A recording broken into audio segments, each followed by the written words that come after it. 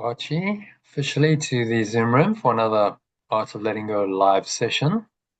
So we're going to dive into our daily quote just to kick things off. A little bit of teaching around that, which will lead us nicely into today's lesson, which we already touched on in our expression. It's all about surrendering our need to control and letting go and letting God. So really good lesson. Just going to share my screen with you. If you can read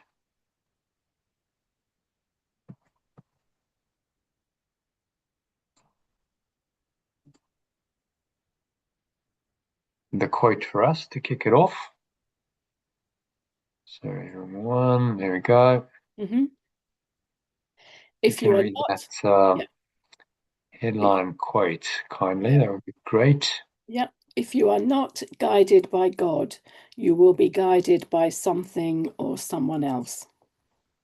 Yeah, if you're not guided by God. So that's quote by a guy called Eric Lidell.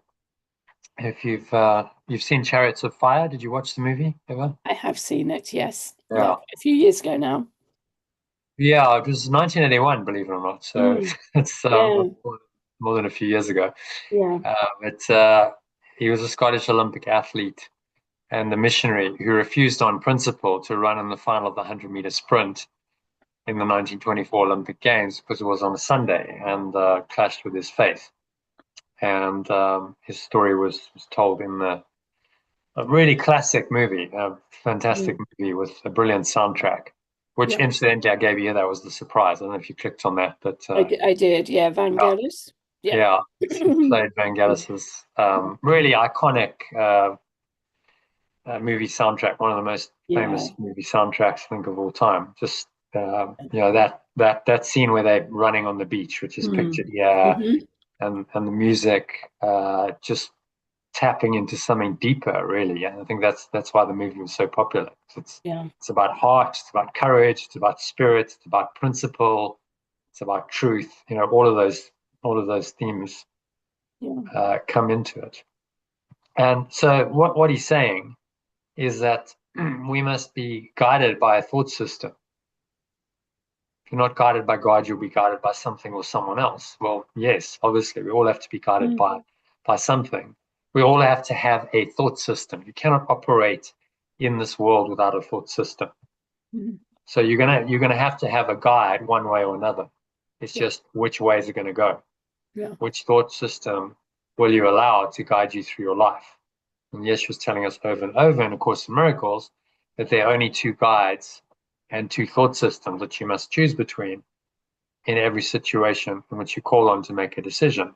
First of all, fear coming from the ego, belief in separation, and love coming from God, or an alternative art of letting go language, pure formless awareness of perfect love and infinite abundance. The remembrance of which he calls the Holy Spirit. In A Course in Miracles, we call the remembrance of perfect love and infinite abundance in alternative language. I've expanded that definition because perfect love is one aspect, but infinite abundance is another. And they're actually the same thing, but the words give us a different feeling of it. Perfect love is very much about relationships and connection and that warmth of loving feeling. Abundance is a feeling of abundance. There's no scarcity, there's no limitation, there's no lack, which is one of the primary ways that the ego gets us. This is a world based on rules, limitations, lack, scarcity are very much part of those rules. And we come up against that all the time on a daily basis. The seemingly fundamental lack in this world. And this is what we've got to consciously, with the help of the Holy Spirit, remembrance of perfect love and infinite abundance, overcome by reminding ourselves that this isn't true. This is just a false law that's been made up of the ego to convince me that perfect love and infinite abundance are not real. So I thought it'd be helpful to translate the word God in the quote into our alternative language. So this choice is stated even more clearly, even more explicitly. So if you want to read that quote in the alternative. If you are not guided by the remembrance of perfect love and infinite abundance, you will be guided by something or someone else. So I think that brings the point home. If you're not being guided by this memory of perfect love, unconditional love, and the infinite abundance that is part of it, then you're going to be guided by something else, and that something else is going to contradict perfect love and infinite abundance. Those are the choices. So the ego always speaks first, it speaks loudest in the nagging voice of a separate self. It constantly seeks pleasure and avoids pain to try and satisfy its desire for more and protect itself from the perceived dangers in the threatening world it has invented. So desire and fear are two of its primary emotions that are seemingly powerful motivating forces in this world. They drive billions of people every day to work, to earn money, to buy things they think will give them pleasure, boost their fragile self-esteem, and keep them safe. So they account for most of the world's gross domestic product. It's fear. Why do people buy things? Fear or desire, or a combination of the two. I desire something, but I fear that fear of missing out, fear that I'll miss out on it. There's a fear that's driving them there. That's part of the desire. Or maybe it's a straight, I'm just doing this because I'm scared for my safety, my health and safety, my family's health and safety. So, I'll buy a product or service that makes me feel safer. That's also a very common motivator. And you'll notice that marketers tap into one or the other generally. Generally don't do both. Sometimes they'll say, they actually often they do both. So I'll give you an example. In all of these, let's say these personal growth offers, they have the bonuses, and they say, but the fear comes in. It's a limited time offer.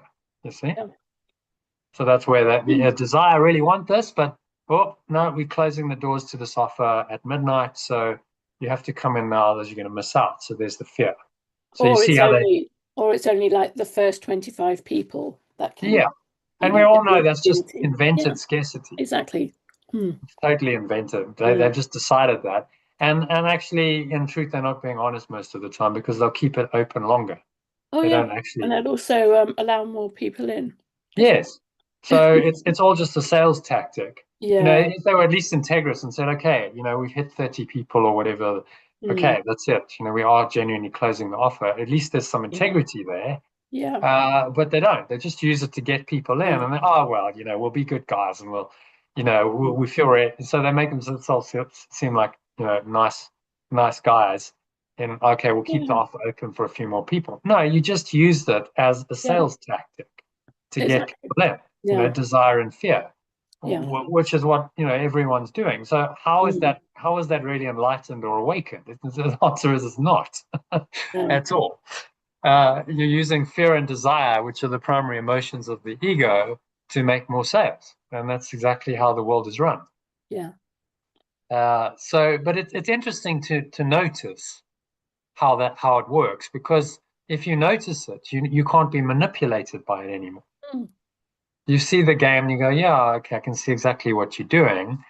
So no, you can't suck me into that game because I see the game. Yeah. And most people don't have that much awareness, so they don't see it. They just, go through the motion. Like sometimes I listen to these webinars and I go, seriously, can't you see what they're doing? It's obvious. And I always have a distaste for it. I'm like, I do. You know what I mean? I can see exactly what you're doing. So maybe I would have gone for your offer, but you've actually put me off it now because you're being disingenuous. Exactly. And then so now I'm part of the disingenuity. If I literally buy your disingenuity, I'm encouraging it. So you're going to carry on doing it because you got rewarded for it. Yeah. Which is exactly why I think the whole industry needs a change.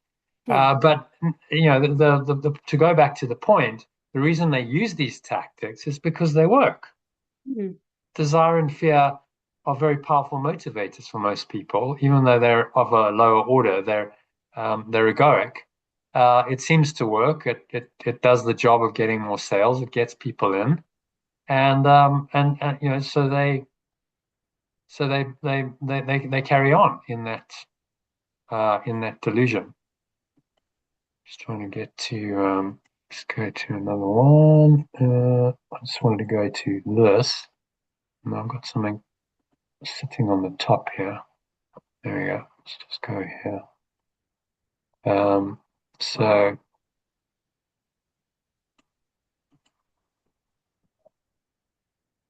there we go.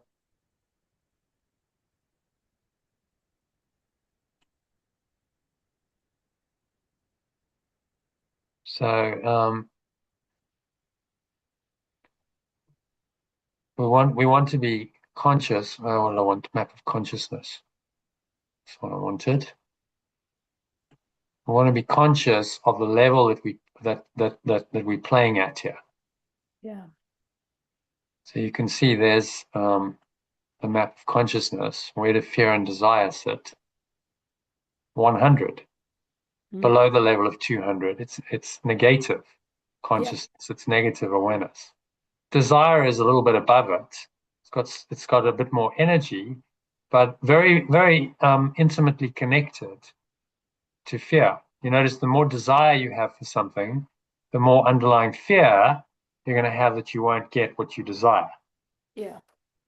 That's how it works. So, and whenever you're desiring something, you're never very far away from fear, and fear is never very far away from desire. They're in fact terrible twins. Yeah. They keep us locked into a very negative cycle, but this is the way the world operates. You know, the whole modern economy is based on fear and desire. Yeah.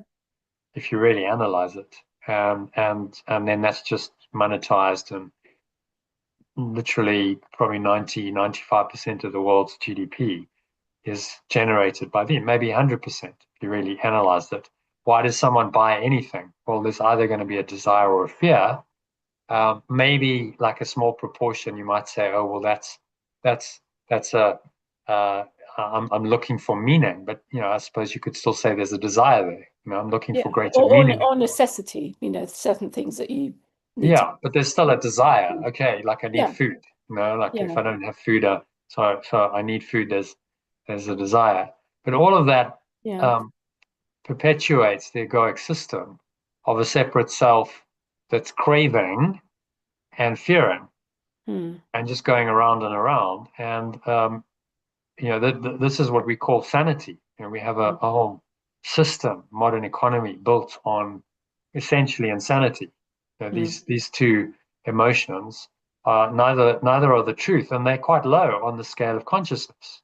They're well away from positive consciousness, aren't they? Yeah. So it's no wonder that we've created a world like we have. It's based on negative thoughts and emotions. Well, you're going to get a world at that level. It's going to reflect the thoughts and emotions that gave rise to it. Yeah. And you know, that's what's largely happened. We've created a system of enslavement and of fear. You know, we fear it and we desire it, but in the desire for it, we're enslaved by it. It's the matrix.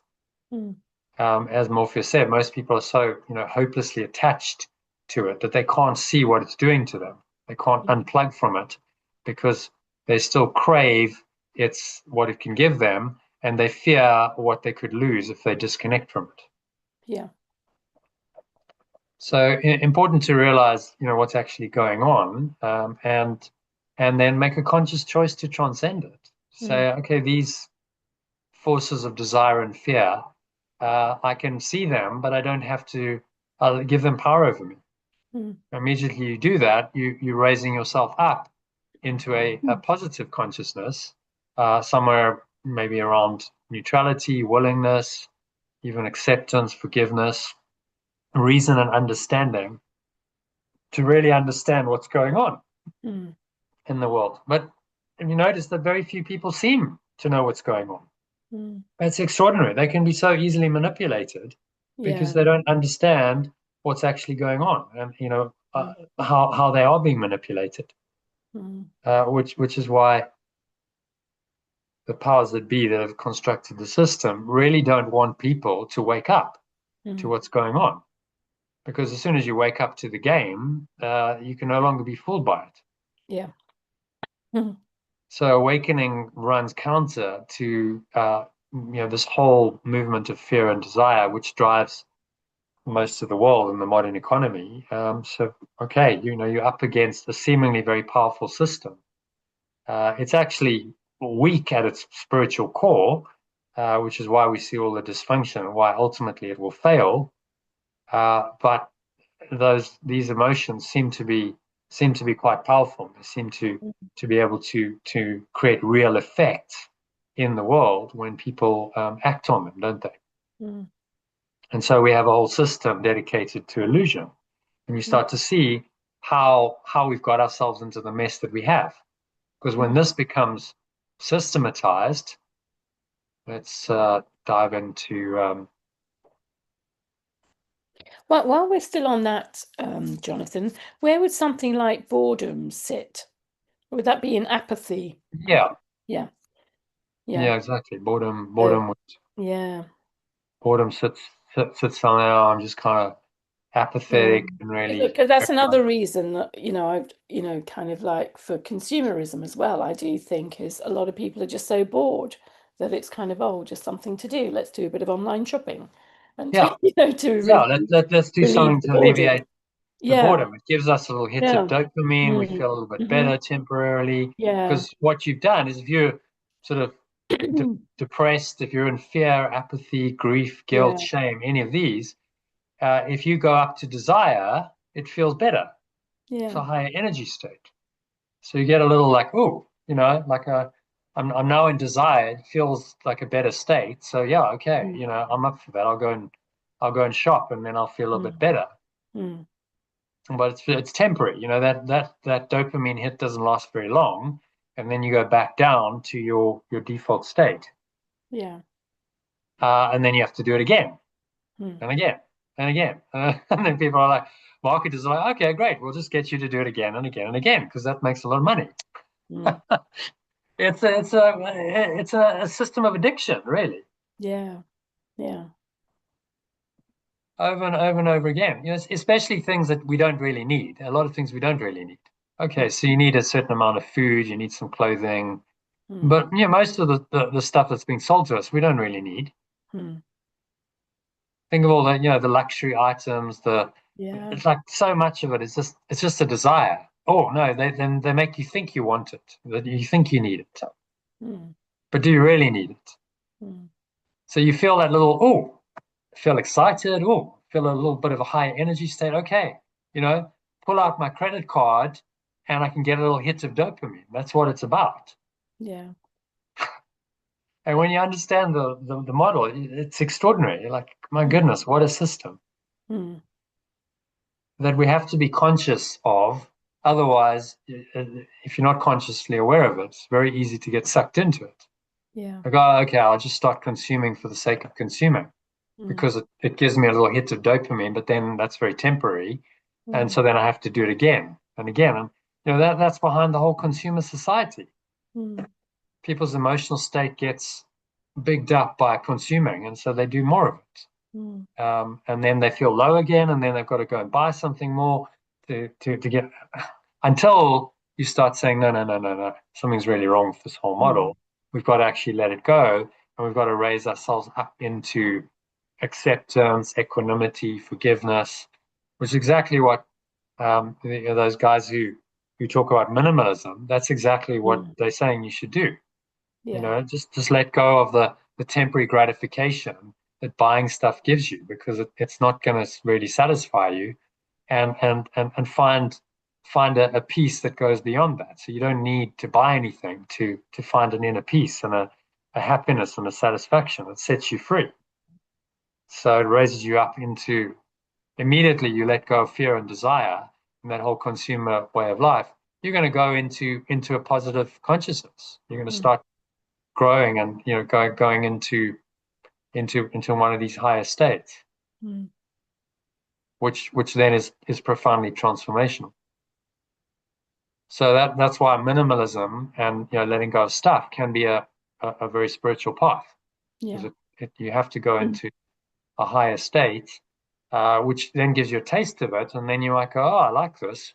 Mm. Okay, so now I'm open to more of the same. I've transcended this really enslavement. Mm.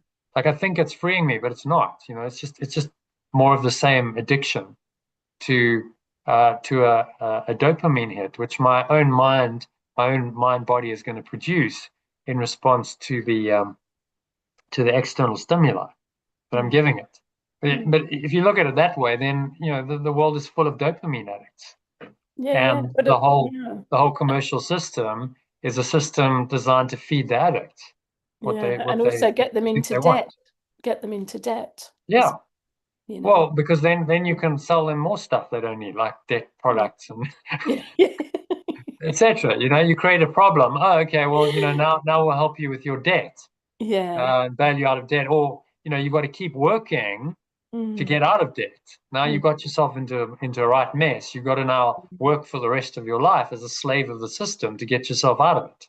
Yeah. If you spend all this time buying, rubbish you didn't even need. Mm. I mean, if you can't see that's a system of enslavement, then you're not awake. Mm. Clearly, the average person in this world is not free. We have an illusion of freedom. This is the thing. We're no Yeah. longer physical slaves as in the past. And times gone by, you were physically enslaved. You didn't earn any money. That's been removed because that was so obviously enslavement. Mm. Now they've gone, okay, you apparently have free will. You apparently can do what you want, but can you really No. within this construct of the Not, system? no. You can't Yeah. really. If you follow the No. rules, you're a slave. Mm. Because you have to work to earn this money that you think you need, Mm. and then you've got to buy all this stuff which everyone says you need. Mm. And so you've got to work to earn the money to buy this stuff, and then you're in debt, so then you've got to pay it all off. Mm. And so you've got to keep working for the system, and literally we plugged into the matrix. You've got to keep working to feed the system. Yeah.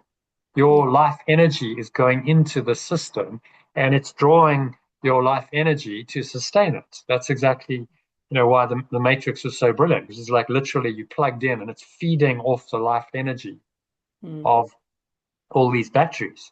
Mm. Or, very, very profound statement on how society works at Yeah. large, and but there is the potential to awaken from that if you're willing to challenge the system. And the first part of that is you've got to see that you're a slave. Mm. You have to see your enslavement, as Neo fully did when he was like, oh my God, like what is going on here? This is Mm. like I thought I was a person, living in this world, and now I'm woken up in this pod, and I see that I was just a slave of the system, not even knowing where I was Mm. in truth. So pretty shocking Mm. when you realize what's really going on, which is why awakening isn't easy, but liberating. Okay, so I don't have to play that game. I can go into these higher areas, and I can find a joy that isn't given by stuff. Mm. That is just there. So I'm Yeah. now no longer addicted to the world. I can just find joy because it's there. It's given to me. I've just got to cut the addiction in order to experience it. I can't experience it fully if I'm still dopamine addicted Yeah. to the desires and running away from the fears. Mm. So quite a profound scale, really, when we look at it, and you Yeah. do like a little analysis, let's say, of society, and let's say consumer society, and the modern blight of consumerism through this lens of the scale of consciousness, it Mm. gives you quite a lot of insight, doesn't it? You can Mm. kind of see where you're at and how it plays out, and why people behave Yeah. the way they do. Yeah. So they're not bad or evil. They're just confused. They're caught at a lower level of functioning and operation, at which the system wants to keep them. Yeah. It's designed to promote that, to keep people in desire and fear, and not to question the system. Yeah. Question the system too much, then you're not following the rules. You're rocking the boat. You're Yeah. you're dangerous. You're a rebel. Yeah. You're a radical. questioning this system of enslavement. But as Krishnamurti said, to cooperate with a system that's profoundly sick is no measure of mental health. Yeah. This is not something you really want to do if Mm. you're awakened and mentally healthy. You can't cooperate with a sick system because it's going to make you sick. Yeah. So we have to take a stand against it. We have to go the other way with things like minimalism, letting go, etc., in order to free ourselves of it, because it's one or the other. You're either going to be guided by truth and love and go into these higher domains of that and start to climb up towards God, or you're going to be guided by these lower order concerns, which keep you enslaved in the ego and very unhappy. And unfortunately, this is where the majority of humanity sit, below the level of 200. Yeah. Something like 90%, maybe more, of people sit below the level of 200, even in a day and age where this information is freely available. You can get podcasts, you can get books. It's all still there. Doesn't matter. They're still enslaved. They still just buy in to the system, I suppose, because it's everywhere. Marketing is everywhere, and it just seems to be easier to go along with it because that's what they've been conditioned to do, and everyone else is doing it. So, well, it must be okay. So it requires someone who's broken free of that, who's an anomaly in the system, and has an internal locus of control to do that, which is the unusual person. This is a 1 in 100, maybe 2 in 100 people go, no, like I don't really buy this. It doesn't really resonate, and something's wrong with it. Just something's completely off with it. Yeah. And you just kind of knew that probably from a young age, and then it takes a lot of education and learning to find out why. Because why is it completely off? Why doesn't the system work? What's really going on here? That's the learning. But those are people who are a little bit more awake, and they then have the capacity to become those anomalies in the system, as is shown again in the Matrix. They were in the minority. It wasn't everyone who awoke. It was just a few so-called chosen ones who just somehow just knew that the system's off, questioning. So again, brilliant movie, just a great commentary on how society actually works and the potential to free ourselves. And how to do that. We have to question the matrix and challenge it. You can't accept it and free yourself from it at the same time. Okay, so let us go back to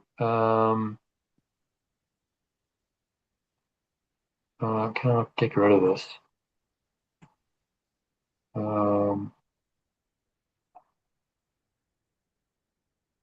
Just trying to get back to my screen. Let's see. Where are we? I think we're on there, right? Just go there.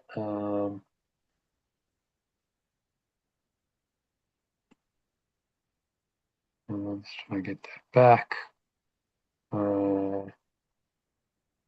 Sorry, I'm just kind of hacking here. Maybe did I close it? Just looking for that tab. Isn't it the next one along? What in this one? Sorry, I've got two. No, sorry, at the top. Yeah, I've got something something that Zoom's doing that's overlaying it, so I can't. Yeah. Never mind, we'll get back there. Just give me a moment.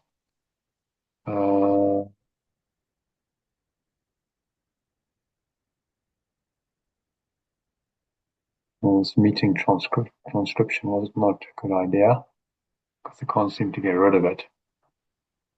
I close it. Sure, let's do this. No, it doesn't show up on me. Let's just pull it down here. Now we've got David Hoffmeister going on. All right, let's find.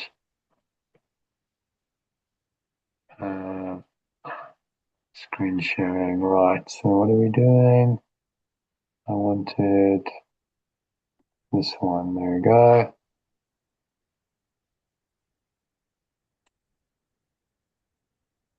Okay, I'm back. Let's stick with this.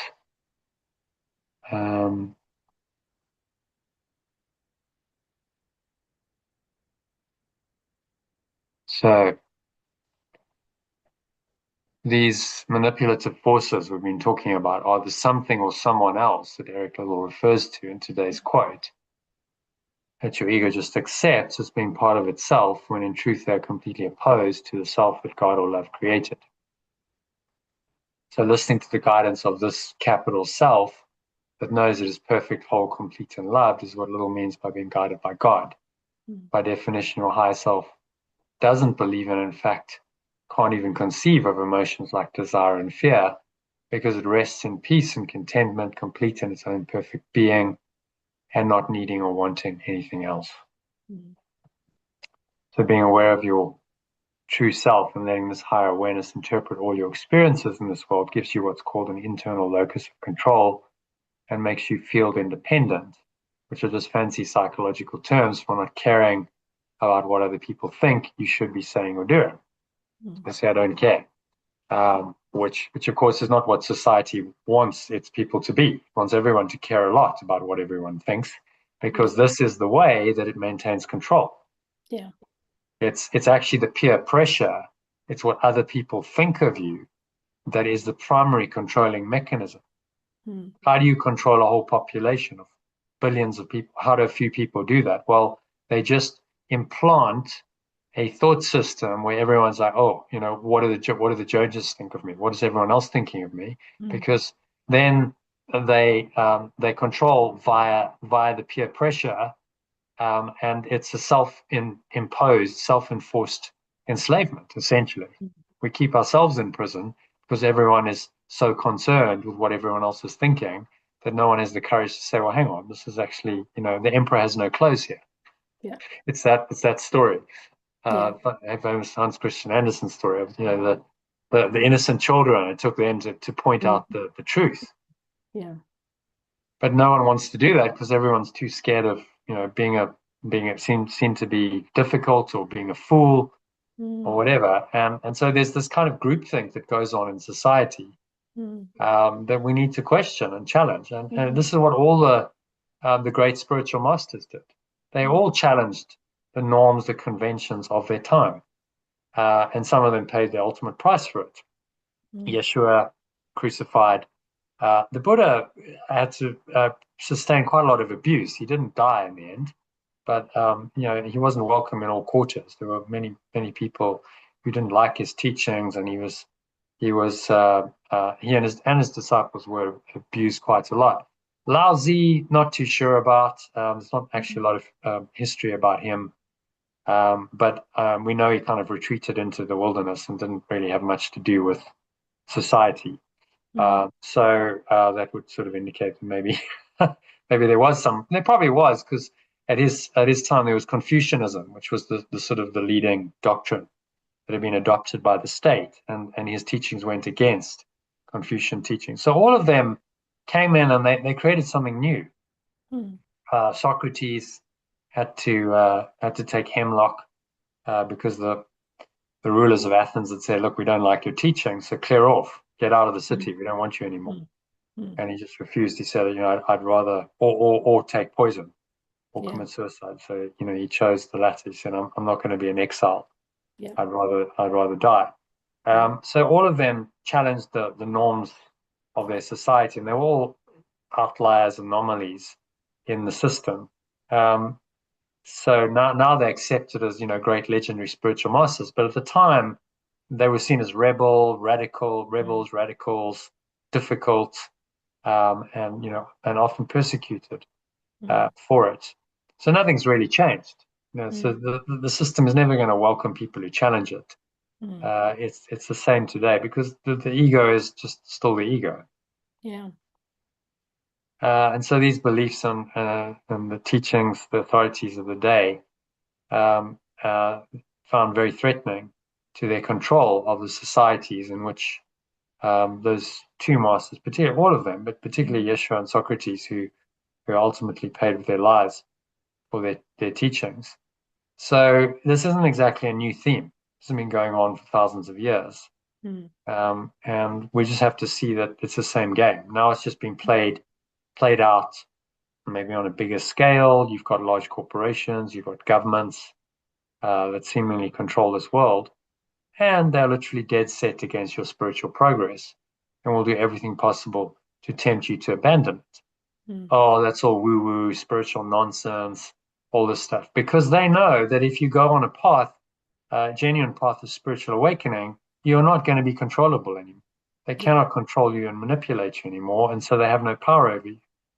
And their power depends on your mind believing in the ego's thought system, because without your belief in the ego, they would have no power over you.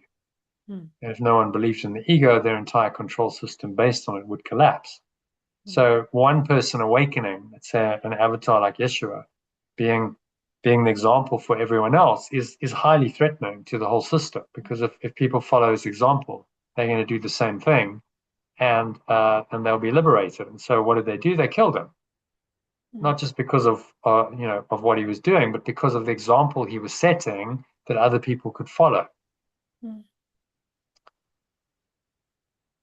So as workbook lesson 152, which we read a few days ago, says very clearly, do you want to read that? The power of decision is my own. So that, therein lies our only real power in this world. We have the power of decision. No one can tell you what to decide and what to think. They can try as hard as they like. They can try and manipulate you and convince you, and there's many ways that the system does that. But they cannot force you to do anything. You have to decide of your own accord. We don't have literally physical slavery anymore, where they can force you and say, if you don't do this, I'm going to beat you. They can't do that anymore. You have a choice. So we need to learn to exercise that power consciously, with wisdom, because it's the only power we have to free ourselves from the matrix. They, of course, don't want you to realize that you have that power, because someone who awakens to that power is going to use it consciously, wisely, and they're going to free themselves from this whole system of control. So that's what's really going on. And so we can and we must choose between the self that God or perfect love created you or extends you to be, and the illusion of a separate self doomed to continuously crave satisfaction outside itself and fear that its expectations won't be fulfilled for all of its dissatisfying days until it dies. That literally is the ego's plan for your life. Now, it doesn't tell you that. It tells you, oh no, this is good. You whatever you're craving is worthwhile. Go for it. Work hard to make the money to get this. But if you zoom out and you look at the whole picture, it's not a good picture at all. Very depressing one, which again most people don't want to see. So they just obliterate that and go, well, I'll just forget about all that and I'll just focus in on what I want and not think too much about the bigger picture. Because if I think about the bigger picture, it could be depressing, and I don't want to be depressed. I don't want pain. I just want pleasure. So the avoidance of pain and the seeking of pleasure is how this whole system works. And the powers that be, and many personal growth teachers teach this as well. This is what life's all about: avoiding pain and seeking pleasure. It's not the ultimate truth of who we are. Yes, these seem to be very powerful motivating factors, but there's something deeper and higher, and ultimately beyond all this. What we're all looking for is a meaning to all of it. We're looking for meaning and purpose, as Viktor Frankl pointed out in his book Man's Search for Meaning, saying there's got to be something more than this desperate craving for pleasure and avoiding of pain. Surely our lives are more meaningful than it. Surely there's something higher than that we can aspire to. So why would we resist making the right choice in every situation in which we call to make a decision? Because every situation presents us with a choice. only because you value your special, separate ego identity over your true self that offers you eternal love, abundance, peace, and joy. So that's what you've got to boil this down to. The decision criteria is always very, very simple. I'm choosing for my true self, or I'm choosing against it and for a little separate self. It's not really me. Every decision comes down to that. It's a very simple choice we all must make in the end. And forgiveness or letting go of all the blocks we become aware of arising in our minds in response to people and events that show up in our lives is the way we consistently make this simple choice. Mm. So then it becomes a really simple choice and a really simple operating system for awakening, doesn't it? Mm. So simple. It's just a choice. And every decision we make is a choice. And I'm always choosing between the truth and illusion. Those are the only choices available. Yeah. So I'm always choosing who I really am and what I want to be the truth for me.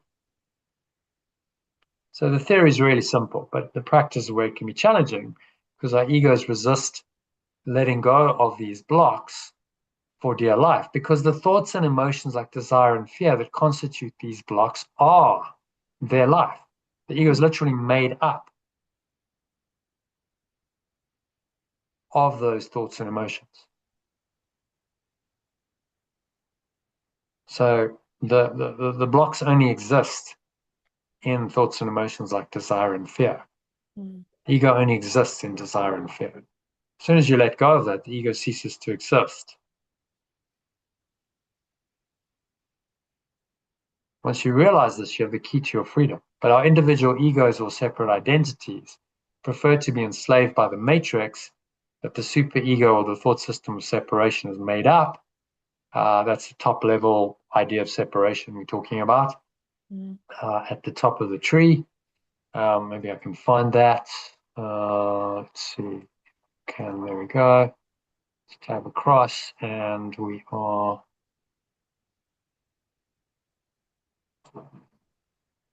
Sorry, wrong one. There we go. It's that superego top level domain of a belief in separation, idea of separation, which is believed in. This is the superego we're talking about, which then sponsors all the subsequent thoughts and emotions in the whole system. Right? It's the foundational thought. And that's what we've got to undo. So we're always choosing for that. When we choose for a separate self, we're choosing the idea of separation as real and true. When we let it go, we're choosing the idea of oneness as true. And that's always what we're choosing. It comes down to those simple choices, which we've gone through before, but hopefully this makes it even clearer. Yeah. Every choice you make is a choice between those two thought systems and those two identities. So you're always choosing who you are.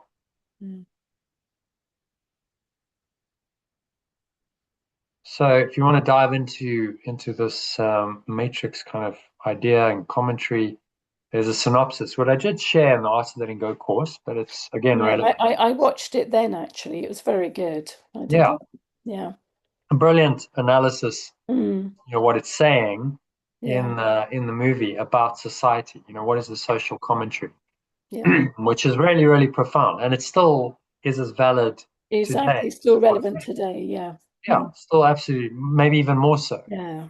I mean, maybe even more enslaved than we were in the late 90s, and now we've got AI coming along, and that whole AI prediction reality, which people were like, oh, that's all science fiction. Well, it's becoming potentially true. We're like, okay, yeah, we have spawned a super intelligence, which is clearly more intelligent than most human beings, even though we created it. The stuff it can do is just absolutely mind-boggling.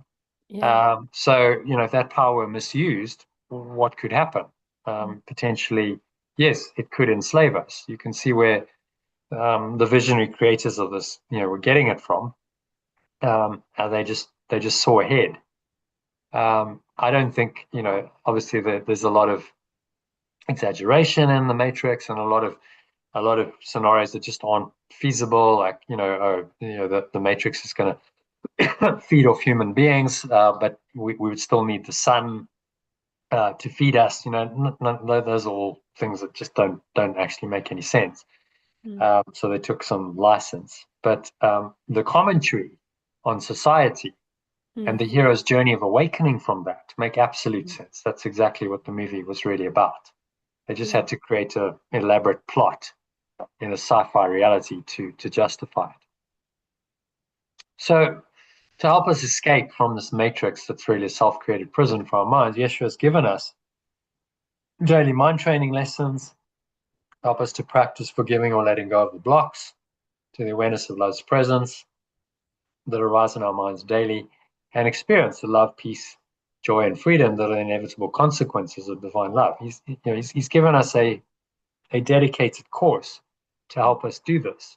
So he knows that it's not going to be easy. So he's given us a proper 1,300, 1,400 page course that we can really get stuck into and really train our minds to deal with this pretty seemingly powerful matrix, this whole system that we seem to have been born into.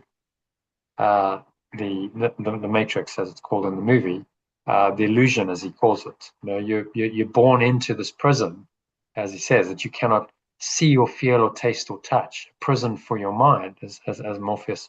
And some of the dialogue is brilliant. Yeah.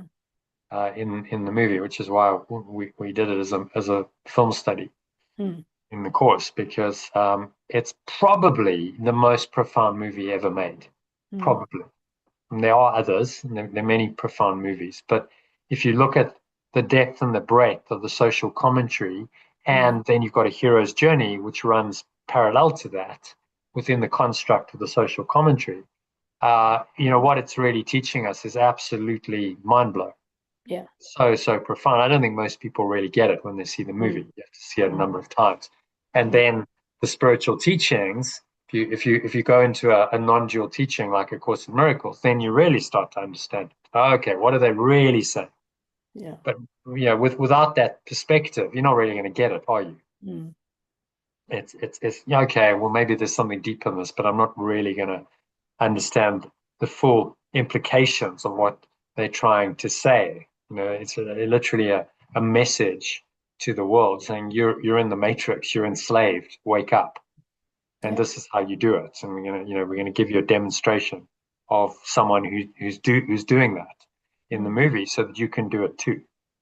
You can, everyone is Thomas Anderson. Everyone is that ordinary person seeking for the truth. It's just like how far you're willing to go with that.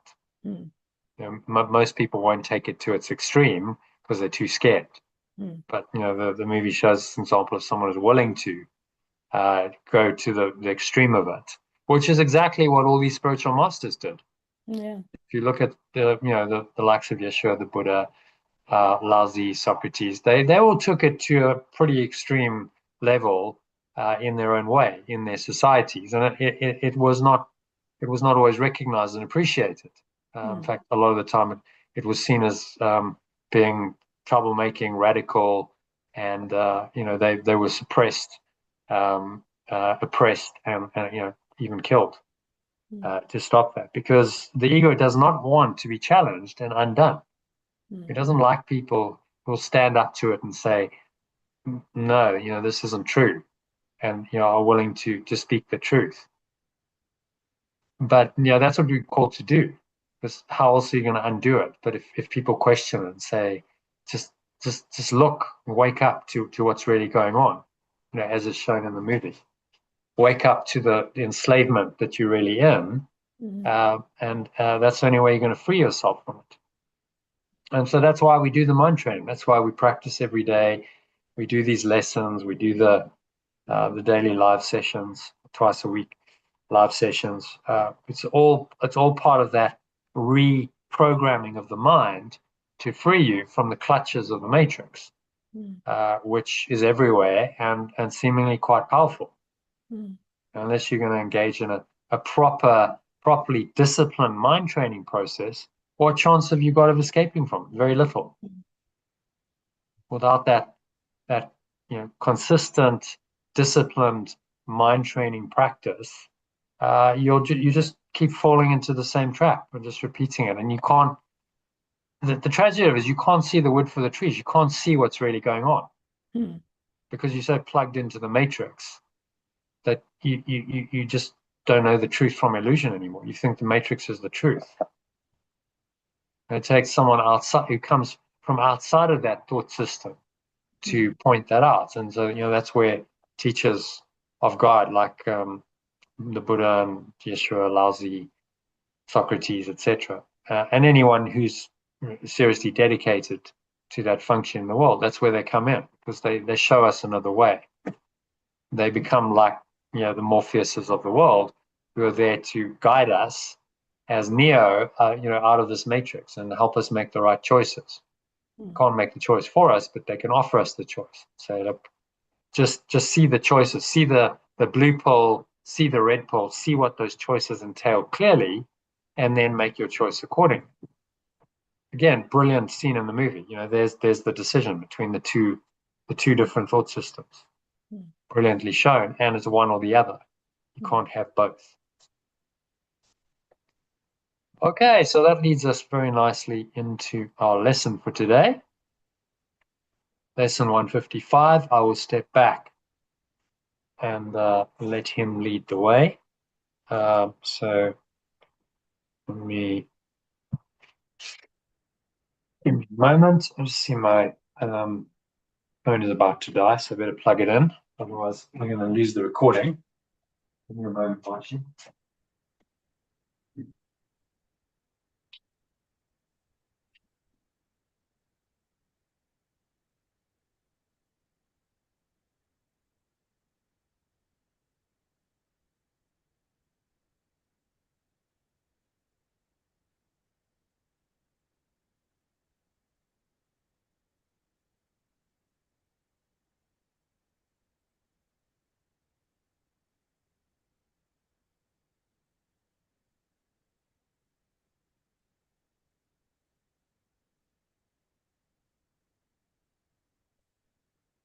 Alrighty.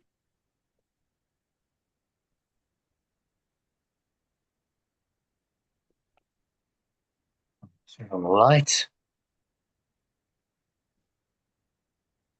Okay, so let's jump into lesson 155, I think.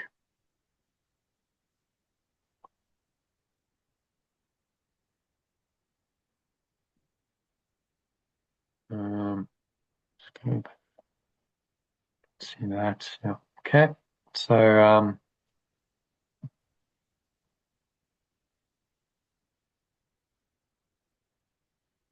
this is today's lesson 155. If you can read that, I'll read the original, you read the alternative. So I will step back and let him lead the way. It's the original. I let go of trying to control and allow perfect love and infinite abundance to lead the way. Yeah, so a little bit of an expansion. But I think I added in the let go of trying to control whatever it is, the outcome, the situation, people, places, circumstances. We all do it as a way of trying to make ourselves feel safe. The more I control, the safer I feel, except that, as we've learned from our previous lessons on defenses, the more we try and control, the less safe we feel. Yeah. That's how defenses work. Control is a defense against the truth. Lesson 135. Remember that long lesson we did. Yeah.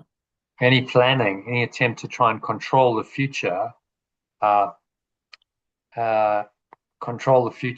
activate the present, plan, etc., is just a defense against the truth and prevents this letting go to this higher awareness of perfect love, infinite abundance. It stops that leading the way, which is, of course, exactly why the ego is addicted to control, because with its control, we can't surrender to this higher power of perfect love and infinite abundance. It's one or the other. Yeah. All right. So if you can read that slide kindly. I will step back and let God lead the way. Our eyes are on a truth that our brothers cannot see or hear and could not follow directly. We therefore become its messenger, relaying to them the messages it gives to us. We need to be a teacher, a guide, a leader of our brothers, leading them home to God. And then the thought there is two hands holding me and God. Your holy brothers have been given you to follow in your footsteps as you walk with certainty of purpose to the truth.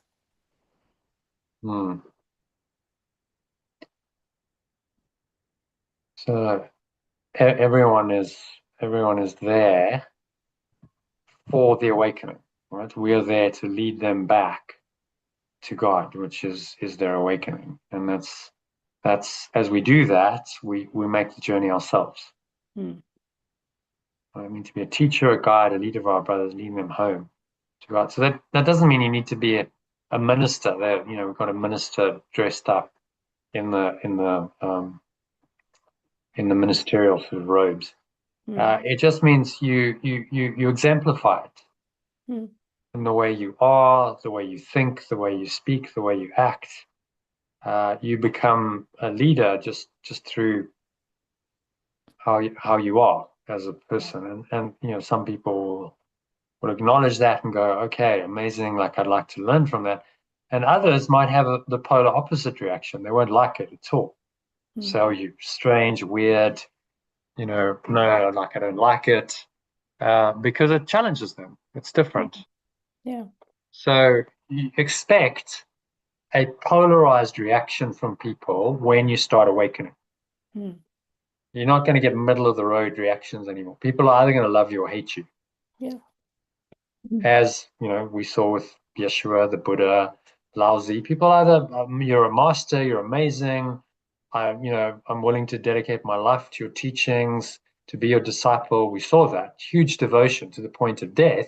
And then some people are like, no, we got to take you out. You absolutely the worst enemy we've ever had. We've got to kill you. We've got to do everything we can to exterminate you and your teachings from the face of the earth, because it challenges the ego. So you are going to get polarized reactions, and that's actually a sign of awakening. If you're getting polarized reactions, either for or against, it's a good sign.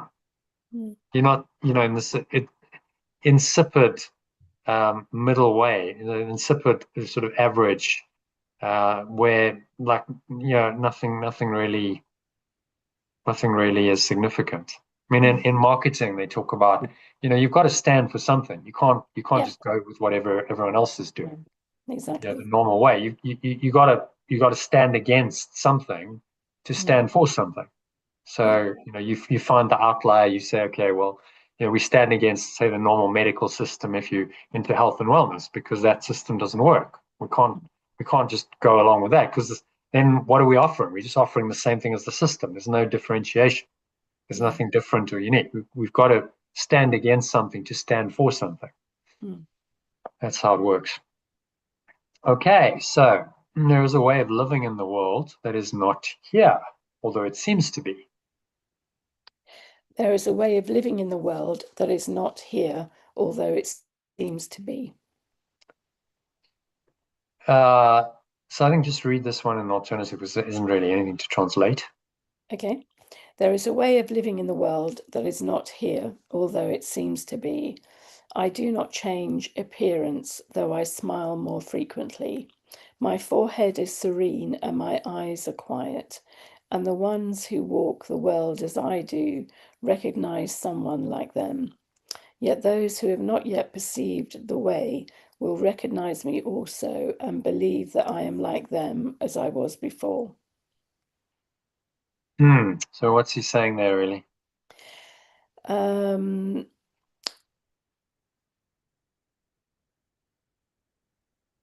That I can live in the world, but not. It reminds me of that one, that you can be in the world but not of the world. So you're in Yeah. the world. And so, you know, you don't look any differently, though you may smile more frequently and be, serene and calm. And the ones who walk the world as I do recognize that. Yeah, and then you do get recognized, for Well, if being. someone is on a similar path, they're gonna Yeah, okay, can kind of yeah, yeah. They're see. going to resonate. They're going to I can resonate see with the you. signs. Yeah. Yeah, yeah, Even if you just look at someone, you can generally tell if there's some higher awareness going on just by their mm, appearance. It's yeah, not that difficult to spot the signs. Yet those have not yet perceived the way will recognize me also and believe that I'm like them as I was before. mm, So not everyone's going to recognize it. They're going to go, okay, well, you just Archie or Jono, or whatever your name is, yeah, and just another person, and I don't see you as any different. But mm, actually, what's gone on in your mind is very different. You you mm, you, you are awakened. mm, I just don't see that. If you actually speak it, then okay, those are some different ideas. All yeah, right then. yeah, But if you just at the supermarket or having a chat to them about the weather or something, how would they know? mm, So they're speaking to someone who's awakening or even fully awakened. They wouldn't even know it. yeah, So they're no different. They still have a human form, still speaking language, and yet that person is actually the awakened Christ speaking to them, and they just don't know it. mm, I kind of laugh. It gives me a little like you have no idea who you're speaking to, really, when mm, you're talking to people, mm, and they have no idea who they are either. They're also the Christ. They just don't know it. mm, It's the Christ talking to the Christ. But if you said that to them, they go, "Whoa, it's a little like weird." yeah. This person's like, "Okay, all right, well, really nice to meet you. I must be going then."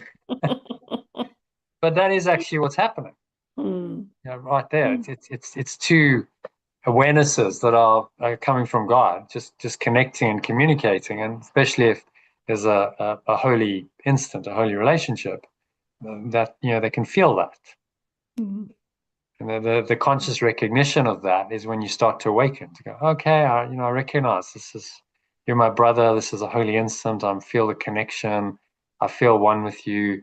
I recognize myself in you. I feel that oneness. That's love, right? mm, That's the perfect love, the unconditional love that Ish was talking about. mm. All right, so let's go on then. Yeah, not much to translate there. So truth just becomes truth or infinite, truth of infinite abundance. That's pretty much it. Mhm. And the reality, small reality, becomes a capital reality. Yeah. So you want to read that in the alternative? Okay. The world is an illusion. Those who choose to come to it are seeking for a place where they can be illusions and avoid their own reality. Yet when they find their own reality is even in this world, they step back and let it lead the way. What other choice is really mine to make? To let illusions walk ahead of truth or infinite abundance is madness, but it is merely sanity to let illusion recede behind the truth of infinite abundance and let the truth of infinite abundance stand forth as what it is. Yeah. Um, so what's he saying there in summary? Yeah.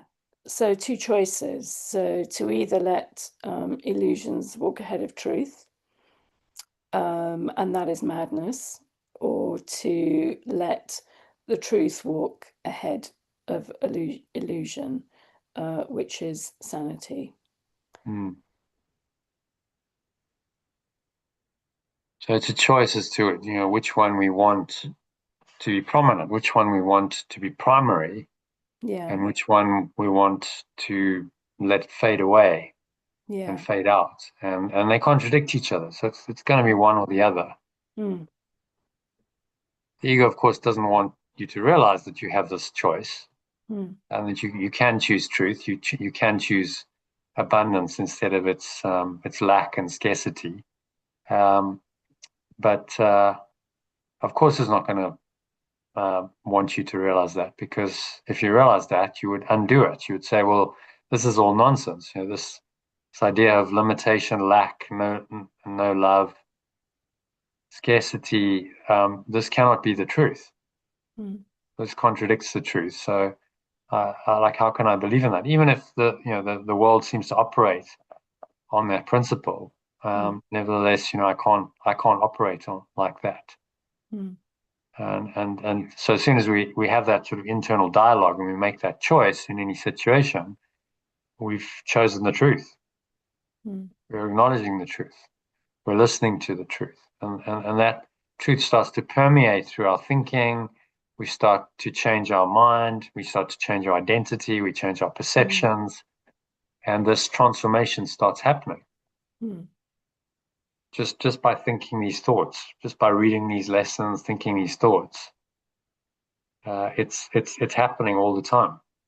So sometimes we can go, oh, nothing's really happening. I'm just doing the Course in Miracles, but I've been doing it for years in some cases, and nothing's really moving. But if you're really practicing it, things are shifting on a very deep level. You're literally reorganizing your entire psyche using this mind training.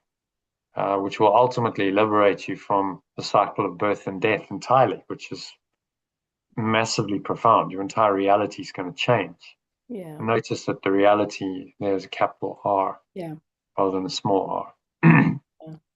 I did actually have a question about the why do we come here bit, actually.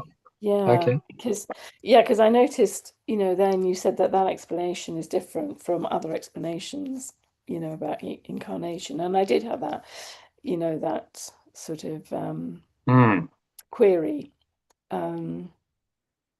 Because when it says those who choose to come to the world are seeking for a place where they can be illusions and avoid their own reality. So I thought, oh, that was an interesting take on it. So, we've actually chosen to be here because we don't want to wake up. That's how I interpreted it. Yeah, exactly. So we reincarnate because we want to remain a separate self. Because we don't want to accept the truth. So incarnation is not some gift from God. Oh, God gave you a body and He gave you this life. No, it's a delusion. It's because you're denying the truth of who you really are, and so you have to then come into a body and into the world in order to play out the delusion. Yeah, because that is a really interesting take on it, because, you hear a lot of people saying about, you're here because, you made a soul contract, that you're here to fulfill a certain purpose and, blah, blah, blah, blah. So, so it was quite an interesting. You see, what they're all trying to do is give a purpose to the dream. Yes. To give a purpose to an illusion. So, the ego does have a purpose. The world does have a purpose. You had a soul contract. You came to do this. You came to do that. God put you you're here. actually here for a particular God put you here purpose. for a reason. Blah blah blah. Yeah, exactly. Blah blah blah. Yeah. Etc. etc. And this is saying, no, that's all bullshit. Yeah. That's just not true. It's made up. It's made up by the ego to try and justify your existence here. Exactly. Okay. Yes. And why you should come back over and over again. Oh, because I've got a soul contract, because I haven't finished my I've got unfinished business with this other person. I need to have another lifetime with them to work out our issues. Or we didn't have our special relationship fulfilled, so I've got to come back and I've got to do it again with them. All these reasons to come back. And the ego's, of course, very inventive at giving you those reasons because he wants you to come back and be a slave. But this is saying, no, just don't buy any of it. It's all bullshit. It's not true. And actually, it's just a delusion. This whole place is a product of a delusion about who you are. And what your real purpose is. And if you believe in it, then you're just delusional. You're confused and delusional. So it really just takes the wind out of the sails of the ego entirely. All of that, grandiose purpose that it tries Well, to give itself. It just it clicks also the bubble. takes, yeah, there's also so many, again, like spiritual leaders who kind of purport that message as well. So it kind of takes it, all of that kind of collapses as Yeah. well. And you go, okay, so Yeah. are these people really freeing to free people and liberate them from the Mm. human condition, or are they just part of the matrix system? Yeah. Yeah.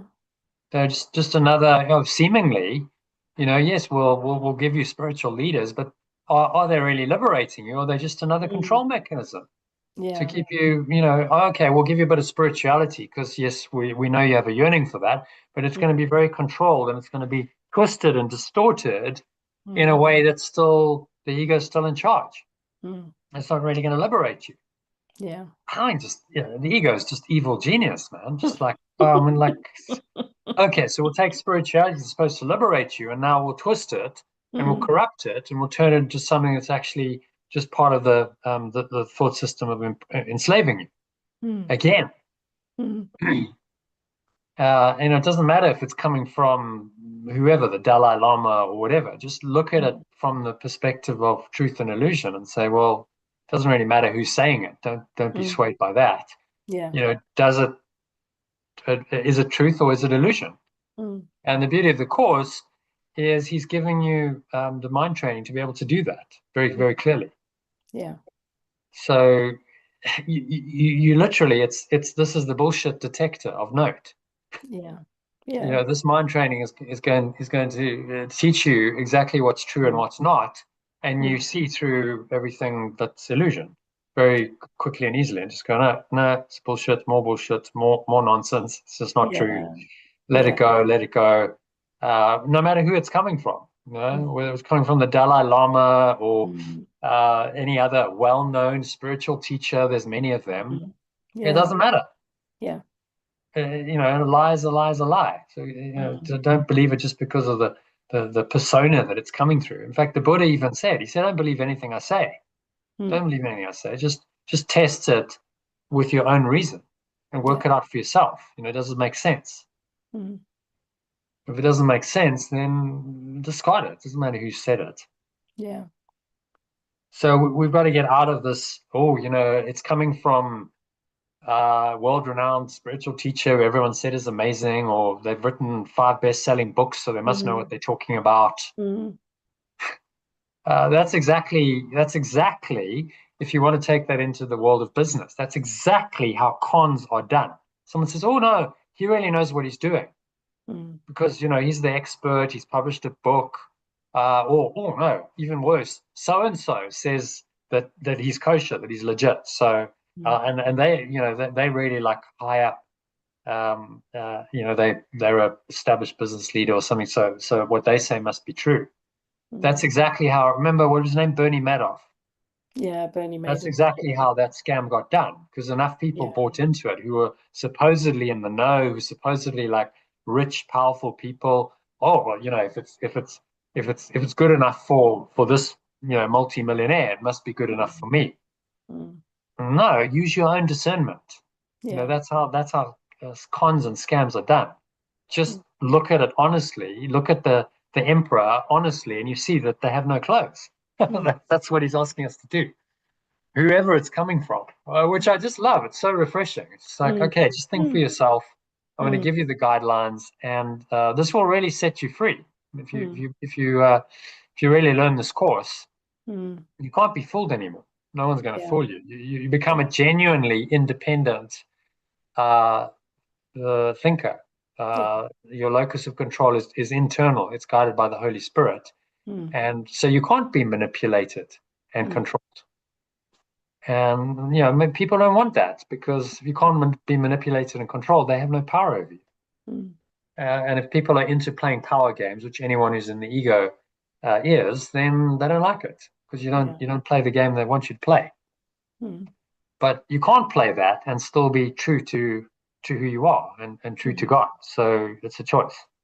Mm. So as he says, this is the simple choice. Mm. Let's so that's just nothing much to translate there. Just teacher, and the truth becomes truth of infinite abundance. So read this. Read this again in the alternative. Mm-hmm. This is the simple choice I will make today. The mad illusion will remain in seeming existence for a while for those who choose to come and have not rejoiced to find they were mistaken in their choice to perceive.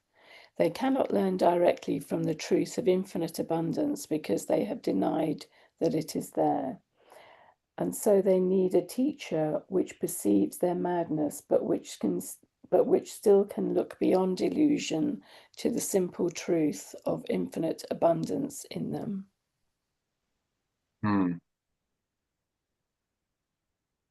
Okay, so summary of that, what's he saying? So again, a choice.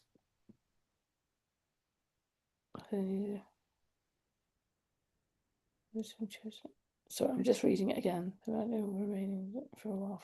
Choose to come. Just come.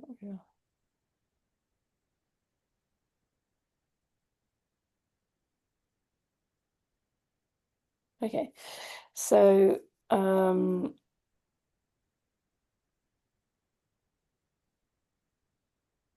so there are some people that aren't able to learn from truth because they actually deny the existence of truth.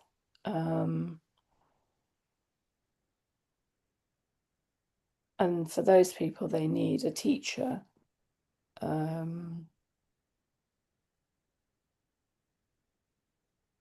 Yeah, which perceives their madness, sees that they're actually delusional and insane. Yeah.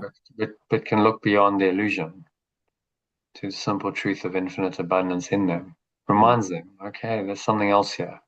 Yeah. This is the reminder, the memory, the remembrance, as we call it, of perfect love and infinite abundance, which is always there if we're willing to allow it to be there. Yeah. We don't cover it over with all of our own crazy thoughts. So the choice is between the mad illusion, insanity, craziness, and this wise, calm, reasonable voice that's just reminding us of the simple truth that we already know, but we've denied that. So we actually know that on some level, but we have deceived ourselves, and now we've convinced ourselves that it's what we know to be true on our deepest level is no longer true. This is the depth of madness. This is the insanity of the ego, trying to convince us that what's false is true and what's true is false. But it doesn't sit. It can never succeed because it's never going to sit well because some part of us knows that it's not true. That's the Holy Spirit that we can never lose. This is why we can't ever be permanently lost in the world. There's always going to be that voice. It's like, no, something's wrong. Something's wrong. Something's wrong. I don't know what it is, but it's not right because you can't overcome that. The ego can never squash that entirely and obliterate. It's tried very hard throughout history. This is the ego's insane mission, is to obliterate God and obliterate any remembrance of God in our minds. And it's created a whole world of illusion to try and do that, but it still hasn't succeeded to this day, and it never will succeed because it can't obliterate the truth. That's why it's true. So although it seems to be so powerful, it's actually up against an immutable truth that it simply can't overcome. It can never succeed in what it's trying to do, which is why it's ultimately futile and frustrating. And why you can never find satisfaction in it, because it can never fulfill its objective. It's not possible to obliterate the truth. So we just got to see that for what it is. We got to see how the game all works, and then go, well, that's just crazy. Like, why? Like, I don't want to play that game anymore. It's a pointless, futile, frustrating game to play. There's no point. No wonder we get tired and sick and depressed because you're playing a game that has no point to it, no meaning. Yeah. So of course you're going to get tired and sick and depressed, and then death becomes your way out, right? So a lot of people then choose death over the truth. Oh, well, I'll just kill myself quickly or slowly, whether that's a immediate suicide by taking an overdose of pills or slitting your wrists or however you choose to do it, or it's a slow suicide because, you'll smoke a pack of cigarettes a day and drink too much and abuse your body until eventually, you die of the abuse. It's the same thing. You're committing suicide and you think that that's going to alleviate your suffering, Yeah. but it's not. As this, you think again, It's because you just come back again. come back because you didn't really get it. Yeah. So you're going to come back again. You're going to come back into another body. Now you're going to have increased karma because of your past choices. So those tendencies will then follow you into your next life. Let's say you got addicted to drugs or alcohol or something like that in a previous life. You will then have a tendency to repeat that pattern in your next life. So it doesn't get easier; it gets harder because now you've got more samskaras to deal with. Because every life you're creating more and more samskaras. Yeah. As the Buddhists call them, or attachments, which just then bind the mind into the separate self and the world again. And then you face that addiction again, and then maybe you make the same choice, and you get addicted to alcohol again, and you die an alcoholic again, and so it goes around and around we go until you change your mind. Yeah. It's kind of funny, isn't it? But it's tragically funny. It's tragic. It really Yeah. is tragic. Because we're just like caught in this like hamsters on a hamster wheel, just going around and Yeah. around and around. Yeah. Thinking that this is going to work, and it's not going to work. It's just going to be more of the same. And then you're going to reincarnate, and you're going to do it all over again until you have a fundamental change of mind, i.e., stop. The hamster on the hamster wheel's got to stop and go, okay, what am I doing? Like, what am I doing? Because that's literally what we're doing. Hamsters on a hamster wheel going around. And most people are hamsters on a hamster wheel going, okay, well, if I just go faster, I'll get it. If I just go a bit faster, then finally I'll get. And they just wind themselves up and they get more and more exhausted. It's just like, oh God, I can't handle it anymore. Kaput. They have a breakdown, or they just get sick and old and tired and collapse. And then they die. And it's like, no, you didn't really get it. You just like you try harder at doing the same thing. And that's not going to work. What you've got to do is you've got to step off the hamster wheel. The hamster's got to go, hang on, I'm a hamster on a hamster wheel. This isn't working. The faster I go, the more exhausted I get. It's really not working. I've got to get off the wheel. So that's getting off the wheel of birth and death, as the Buddhists call it. Okay, I've got to get off that hold. So I've got to change my mind fundamentally. I've got to stop thinking that running fast on a hamster wheel is going to do anything, because it's not. Again, funny but tragic, because this actually is what people do, and they think it's going to work because that's what society tells them to do. But there's a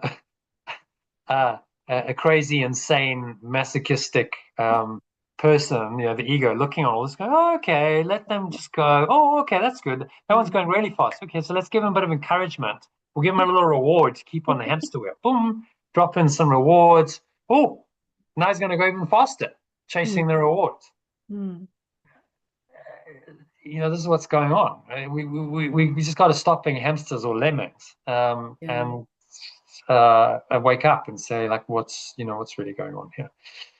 And that's what the course is challenging us to do, and it is a radical departure from other thought systems. What it has to be, because if you just carry on thinking the same way, you're going to get the same results. That's insanity, as Einstein said. You have to fundamentally challenge it at every point, and that's what the course does. As he says, this course requires that you question every value and belief you've ever held. See, because that's the only way you're going to become free. So it isn't like run-of-the-mill spirituality. It isn't like a lot of other spiritual paths.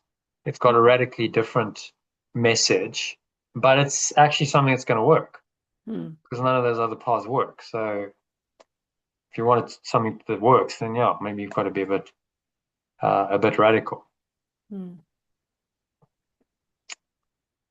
All right, so number 4 then. If truth demanded, Let's read an alternative. If truth or infinite abundance demanded they give up the world, it would appear to them as if it is, as if it asked for the sacrifice of something that is real. Many have chosen to renounce the world while still behaving in its reality. Believing in its reality. While still believing in its reality. And they have suffered from a sense of loss and have not been released accordingly. Others have chosen only the world and have suffered from a sense of loss even deeper that they did not understand.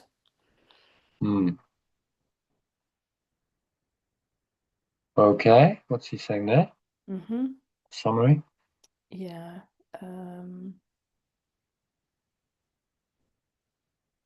If truth or abundance demanded they give up the world, it would appear to them as...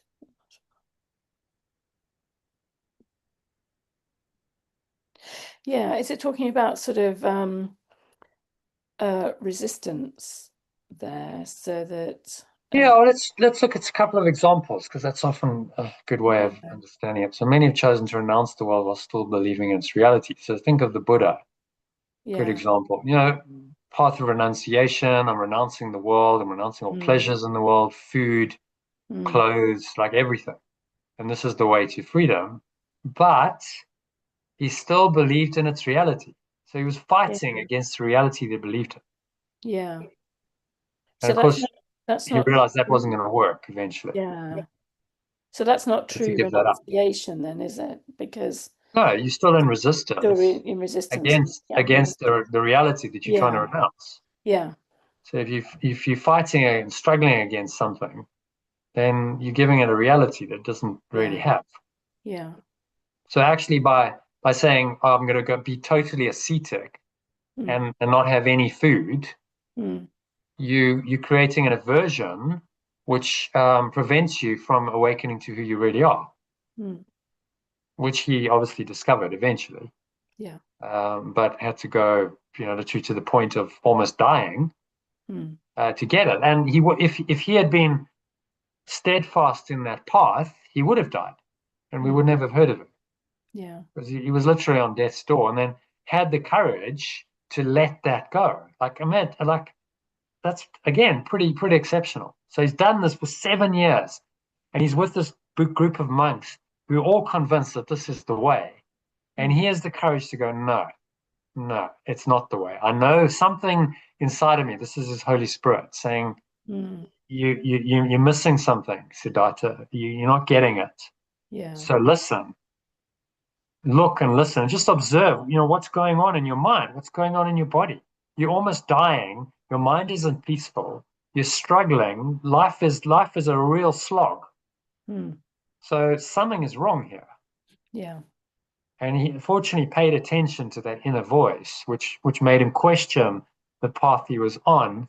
And then he had the courage to say, I've got to change it. It's not working for me anymore. Otherwise I'm going to die. Yeah. I think he saw that very clearly. I'll die unenlightened, and I won't really fulfill my destiny. I've got to make a change here. So he had to let go of all of that extreme attachment to that path that he developed over the previous 7 years. And and the monks who were with him were like, oh, Siddhartha's lost the plot. He's weak. He's given up, etc. Because they couldn't see what he saw. Yeah. So you have to have a lot of courage and letting go. You have to let go of a path that wasn't working in order to embrace something new. And if he hadn't done that, he wouldn't have become the Buddha. So again, there's a huge lesson in surrender, in letting go and listening to the deepest truth, the deepest voice in him that was saying this isn't the way. So and remember, it was a society where this was the practice of the day. In that spiritual community that he was in, everyone thought that this was the way. The only way you'd get to enlightenment was through being an extreme ascetic, and you had to starve yourself, and all the teachers were teaching it, and so on. And he had to say, no, you're all wrong. Yeah. Because my own experience is telling me that you're wrong. And I had to have the courage to walk that path alone. And then eventually those monks became his disciples. Mm. But it took a few years before they were like, okay, like we can see that clearly you've got something we haven't, okay, but initially they were like, oh, no, we can't associate with you. Unclean now, you've eaten food. Terrible, he's eaten some food. He's- but it just shows you how crazy the mind can get.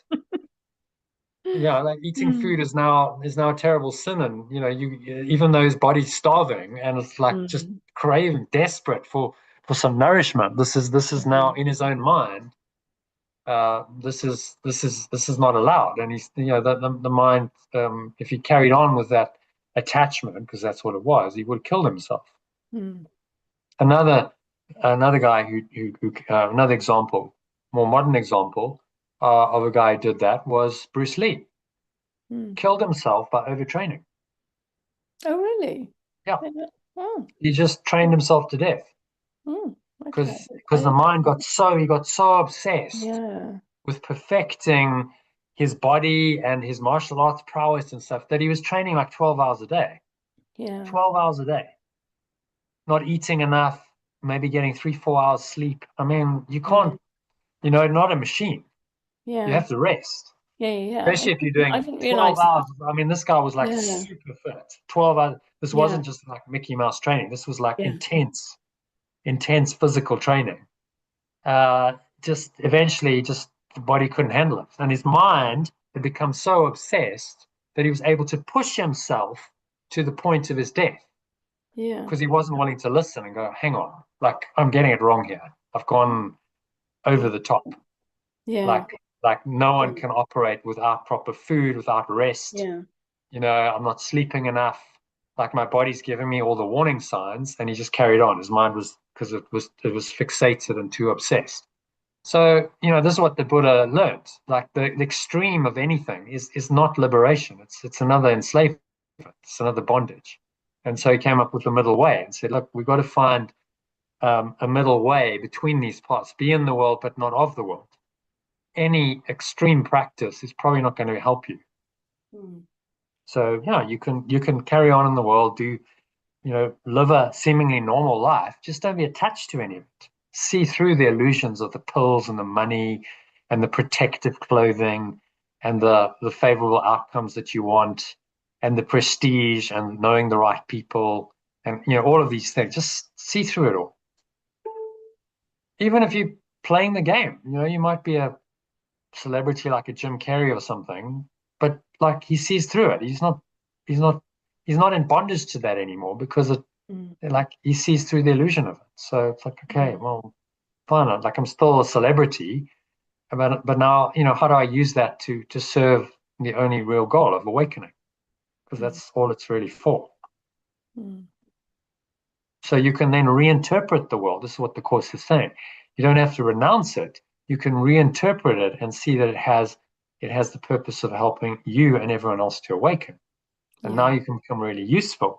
So all of these things can be reinterpreted from the Holy Spirit's perspective as vehicles for your awakening, as part of this awakening process that you are here to do and everyone else is here to do. Mm. And so that's the middle way. It's exactly what the Buddha taught, right? The middle way. It's you be in the world but not of the world is how Yeshua phrased it. Yeah. I mean, like, can you see it's the same thing? They actually just were Mm. masters who taught the same thing, and people don't really see that. That actually they came to the same realization 500 years apart, and they just taught it in a different cultural context, Mm. and then it obviously got spun in a different way. Christianity went in one way and got interpreted, and Buddhism went in another direction, and now they seem to be poles apart, but they're not really. The Mm. original foundational insight of the two founders were very much the same. They wouldn't Yeah. have had anything to disagree on. In fact, Yeshua probably went, if he didn't go to India, he probably studied Buddhism Mm. because those ideas had made their way via the trade corridors into the Middle East. It Yeah. wasn't that far from India to the Middle East. It took about 3 4 weeks or something to Wow. travel there. So you could do it. And there were caravans and trade routes that did it. So very likely that he either went there on his own or he was exposed to Buddhist teachings and he learned from them. Yeah. And those Eastern ideas were definitely influenced what he taught. You can see it in the mystic, the mystic teachings that have survived in the Gnostic Gospels and so on. Much more Eastern, much more, less of the conceptual, dogmatic Western approach. Much more experiential, much more mystic, intuitive, etc. So not really that different from these paths are not really different at all. Yeah. Which is always good to know. So there's actually only one path. There's only one path to the truth. It's just dressed up in many disguises. So it might seem to be a Buddhist path or an Advaita Vedanta path or A Course in Miracles or Sufism, but it's all the same, actually. Just it's got a different dressing. That's all. Just dresses differently, but fundamentally it's not different. Okay. So as he says, between these paths there is another road. Do you want to read that? Between these paths there is another road that leads away from loss of every kind, for sacrifice and deprivation are both quickly left behind. I feel guided to follow this way now. I follow this spiritual path, and although I may not seem to be distinct, although I may not seem to be distinct from others, I am in the sense that I can guide them to follow me on this path, so I can serve them while I serve myself, and set their footsteps on the way that pure formless awareness of perfect love and infinite abundance has opened up to me and them through me. Okay, so how do you interpret that? What's he saying? Yeah, there is another way, another path that doesn't involve sacrifice and deprivation, and that's the way that I feel guided to follow now.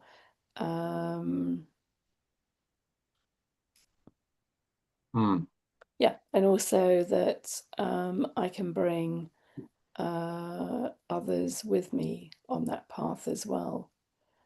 So I become a leader, a guide, who can inspire people to follow that way, because it's not an easy way. It runs against the world. So the more examples of that there are, the better in the world. And we're all called upon to be the examples of that, of that way. The living truth. So it comes out of the pages of theory in a book, and it becomes a living example. Much easier to accept that and follow that than just a theory. Yeah. And so the world needs teachers. It needs people who will accept this and embody it, live it, and then guide other people to follow it. Yeah. What he calls teachers of God. Yeah. And so that's your purpose. That's your path. So you're in the world, but not of the world. You have a profound function in the world, although it's not permanent. While you're here, that's your purpose and that's your function. It has meaning and it has purpose, and by following it, you're going to find awakening and peace and happiness and joy along the way. And so it serves its function while you're here. It's the best you can do while you're here. Which then resolves so many issues, doesn't it? Of all these issues of I can't find happiness, I can't find my meaning, I'm lost. What's my purpose? Well, here it is. Just allow the Holy Spirit to guide you. Yeah. And find this, what the Buddha called the middle way. What he's talking about here is the middle way in Buddhist terminology. Between these paths there's another road that leads away from loss of every kind. Sacrifice and deprivation are both quickly left behind. So you don't need to sacrifice. You don't need to suffer. And it was almost like that hardcore ascetic way was self-flagellation. It's like self-punishment. which then just perpetuates the guilt of the ego. Mm. You somehow got to punish the body for being unworthy. Mm. And, the Buddha saw through all of that eventually. Having gone, done that fully, he was able to transcend that and see the limitations of that. Unfortunately, let it go and free his mind from that, and brought a much more balanced kind of way of going about it, and saying, well, yeah, it's not about fasting isn't going to get you there particularly, and doing all these ascetic practices. It's the letting go of your attachments that's going to get you there. Yeah. Including to practices like fasting. That can be another attachment. Mm. Or meditation, as I saw with the Vipassana, that can be they were actually doing the same thing. I was like, but this is exactly what the Buddha counseled you not to do, Mm. to get too attached to a practice. Immoderate behavior. Oh, I'm just going to meditate and meditate and meditate, thinking that more is better. Yeah. He was counseling. He said, no, like that's not the way. But they couldn't see it. You can see how people can get blinded to it, Yeah. not able to see through the illusion. And then the more you get into that mode, the more it becomes groupthink. Oh, well, yes, everyone's doing it, so it must be right. Yeah. Exactly what he experienced in his day. Oh, everyone's doing this approach, so it must be right, so I'm going to go with it. Mm. But he went with it for 7 years, and it nearly killed him. And he realized, well, I'm not actually waking up here. Mm. It's not working. Mm. So it's people with the courage to question the status quo of what everyone's doing. Those are the people who are much more likely to awaken, because you have to question everything. Mm. Okay, so then just read that slide. What does it mean to give up the world? Yeah. What does it mean to give up the world? To give up the world means to stop valuing things of the world. But the process does not stop here.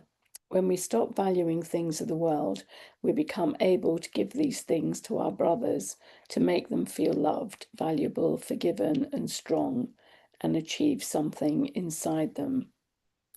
It means your gain is my gain. This is the road that leads away from loss of every kind, for sacrifice and deprivation both are quickly left behind. This is the way appointed for you now. Hmm. Thus can you serve them while you serve yourself, and set their footsteps on the way which God has opened up to you, and them through you. So there's a revolution. I mean, if we just listen to this, society would change profoundly, Mm. Mm. because it's based on the idea of sacrifice and deprivation, Mm. lack, scarcity, limitation, sacrifice, deprivation. You study economics, it tells you it's about the law of scarcity. Mm. It's about limited resources. You study all these. Yeah. You don't realize just how entrenched these ideas are in the system. Mm. And he's saying, no, none of that's true. Let that Yeah. go, and you'll be able to truly give to your brothers out of your abundance, because you won't value these things of the world anymore. It's not Yeah. important to you anymore. Yeah. And so you can be truly generous. Mm. If everyone did this, we'd have a very different world. Mm. Instead of what's in it for me, we'd have a world of, well, how can I help you? How can I serve you? Yeah. Which is not how it works currently, but Mm. what he's showing is how it could work Yeah. if we were just willing to challenge the belief in sacrifice and deprivation. Mm. But notice how attached most people are to those ideas. Mm. Very difficult for them to let go of those. Mm. Why? Because it defines them, it defines their self-concept. Mm. Who would I be if there was no sacrifice and deprivation? I couldn't be a victim. Oh, I couldn't be better than people. I couldn't be worse than people. Mm. Who would I be then without sacrifice and deprivation? I'd just be love. There'd be Mm. no differentiator between me and anyone else. Mm. So we cling to sacrifice and deprivation because it keeps our separate self alive. Mm. We have to see that honestly. Say, yeah, okay. Like I see these things have a purpose, and the purpose behind them is to keep the separate self going. But I don't have to do that anymore if I choose not to. It's a choice. Everyone else may still do that. The world may remain asleep, but I can choose another way. Mm. And some of my brothers may come with me if I choose that other way, because I can be the example of someone who's living in a different way, living outside of this really negative thought system of sacrifice and deprivation. I mean, how can you expect to find happiness in a thought system of sacrifice and deprivation? It should Yeah. be obvious that you're never going to find it Mm. because it's based on deprivation, not happiness. Mm. So really, really, I mean, brilliant lesson, just so on point. These commentaries again, so powerful. This is like life-changing, world-changing stuff. If we Mm. would just listen and Yeah. apply the teachings. That's the thing. It's easy to read them, but to actually apply it is another matter entirely. Mm. All right, so number 6, I'll read that in the alternative. Illusion still appears to cling to me. Mm-hmm. Illusion still appears to cling to me so that I may reach them.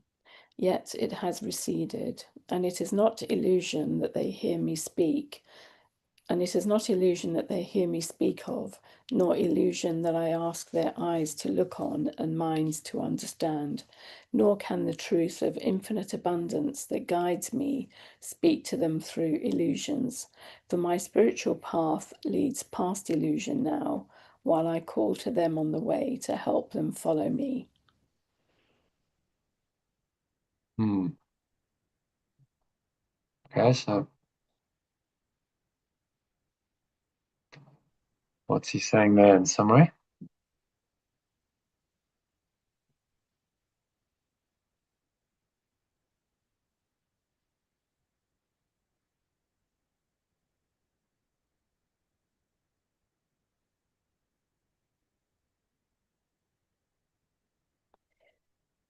Um, so going beyond illusion,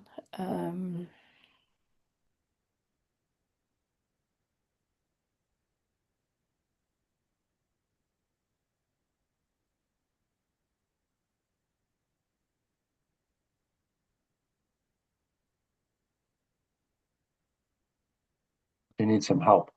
yeah. So yeah, I mean, I just see that as sort of going beyond illusion to Hmm. truth. Hmm. But it still appears to cling to me. So I still have a human form. I still have, things that people can recognize me by, so that I can reach people. You didn't have a body, a human form, you couldn't reach them. You couldn't teach them. Hmm. But the illusions receded from me, and I'm not speaking from illusion anymore. Hmm. So I'm pointing them to another reality, which is beyond illusion. Hmm. So I'm in the world, but I'm not of the world. And I'm Hmm. showing a way out of the world, which is exactly what has to happen. If you can lead someone from a maze or a prison out, you have to meet them where they are, in the maze of the prison, right? Hmm. It's no good saying, oh, well, come to me, but I'm in this distant place and they can't find you because they're lost. You have to meet them where they are. Okay, so Yeah. I'll meet you where you are. And you can see that I'm actually just like you, but maybe I've just woken up a bit more. So Yeah. I'm a vision of your potential future self. Yeah. You too can become like me, but there's a process to get there. Hmm. So let me take you by the hand and I'll show you. Hmm. Walk with me and I'll show you the way Hmm. out of the maze and to the truth. So my own spiritual path leads past illusion, and I call to them on the way to help them follow me. Hmm. So as we go on this, you can't help but teach it. It Hmm. becomes a natural thing to do. Hmm. If you're going to evolve in your own understanding, you kind of have to teach it. Well, that's Yeah. certainly been my experience. Yeah. It's got to express through you, however that looks. It can be formal, it can be informal, but when you teach it, you really learn it. Hmm. Yeah. And the more That's you teach it, the more you yeah. develop the conviction in what you're saying, because you can't teach it and not believe in what you're teaching. So for me, that's really entrenched this whole thought system. When I started the Art of Letting Go course and program, and I really started to teach this, it's like, okay, it just takes it to another level of like, yeah, you teach it over and over and over again. It must be the truth. You can't doubt it anymore because you've gone through it over and over. You've spoken it so much. You've taught it. You've looked at it in discussions. You've looked at the logic of it, and you see that you can't break it. If the course could have been broken, I would have broken it because I've looked at it over and over and over again and had so many questions on it. And you're like, no, it stands. It's valid.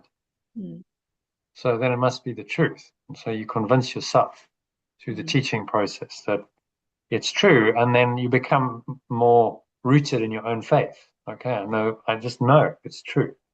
There's no doubt anymore. And that certainty then can communicate to other people. And they go, okay, I want that same certainty. Show me how you got there. Just a lot of repetition, just over and over and over again. Do it again, do it again, do it again. Just like anything you learn, just over and over and over and over again. Repeat, practice, apply, learn from your mistakes. Just keep doing that. And, eventually if you do that for, I think they say 10,000 hours to master any skill and become a master of it. Eventually, if you do that, you're going to master anything because that's what happens. The mind will learn it. It's like an immersion in it. If I think of how long I've spent on and with the course, it's easily it's more than 10,000 hours. Yeah. Reading, studying, practicing, and then eventually it just becomes second nature. You're like, well, it's like obvious, but it certainly wasn't when I started. Not at all. It took thousands of hours of practice and study to develop that kind of comfort with it. So there's a process to it. But anyone who's willing to put in the time can do it.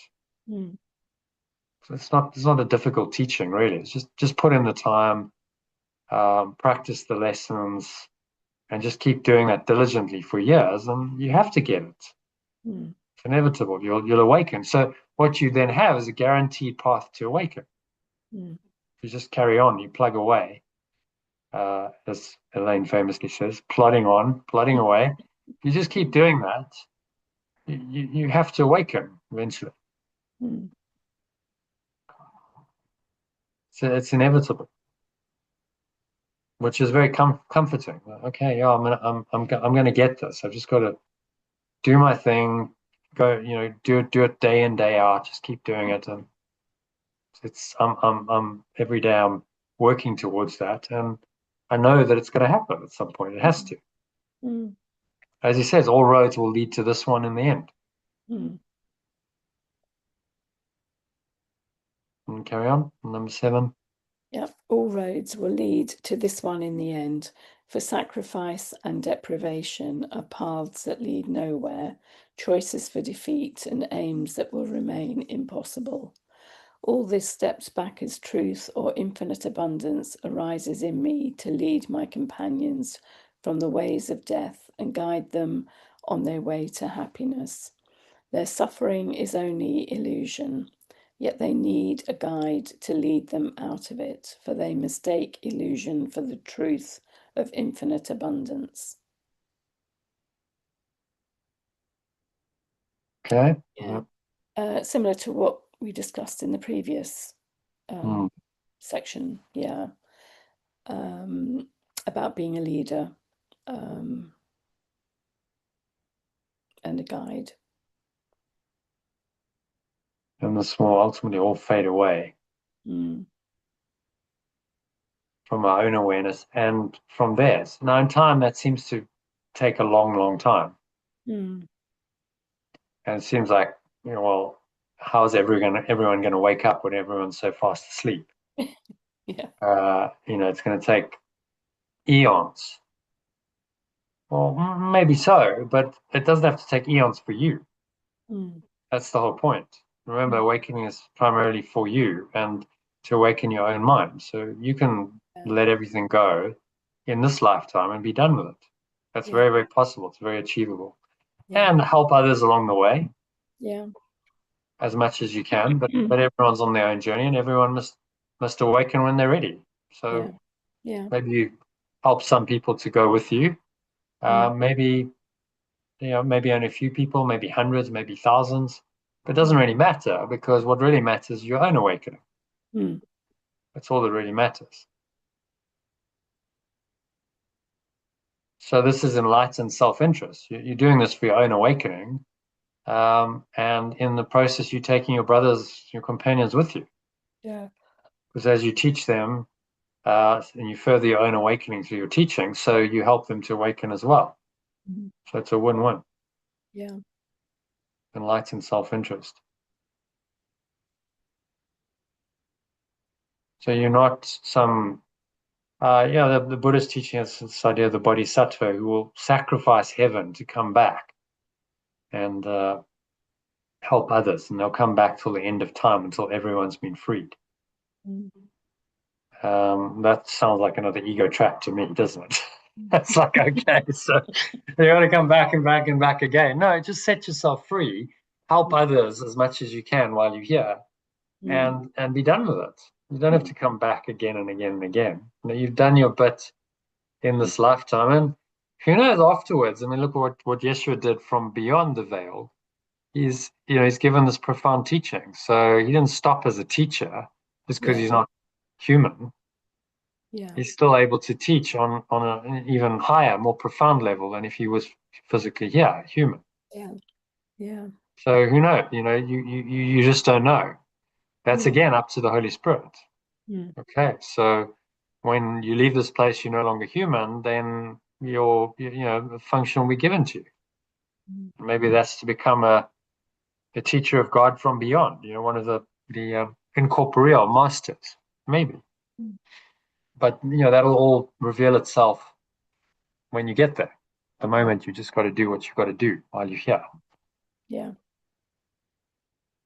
and all roads will end in this one end. Mm.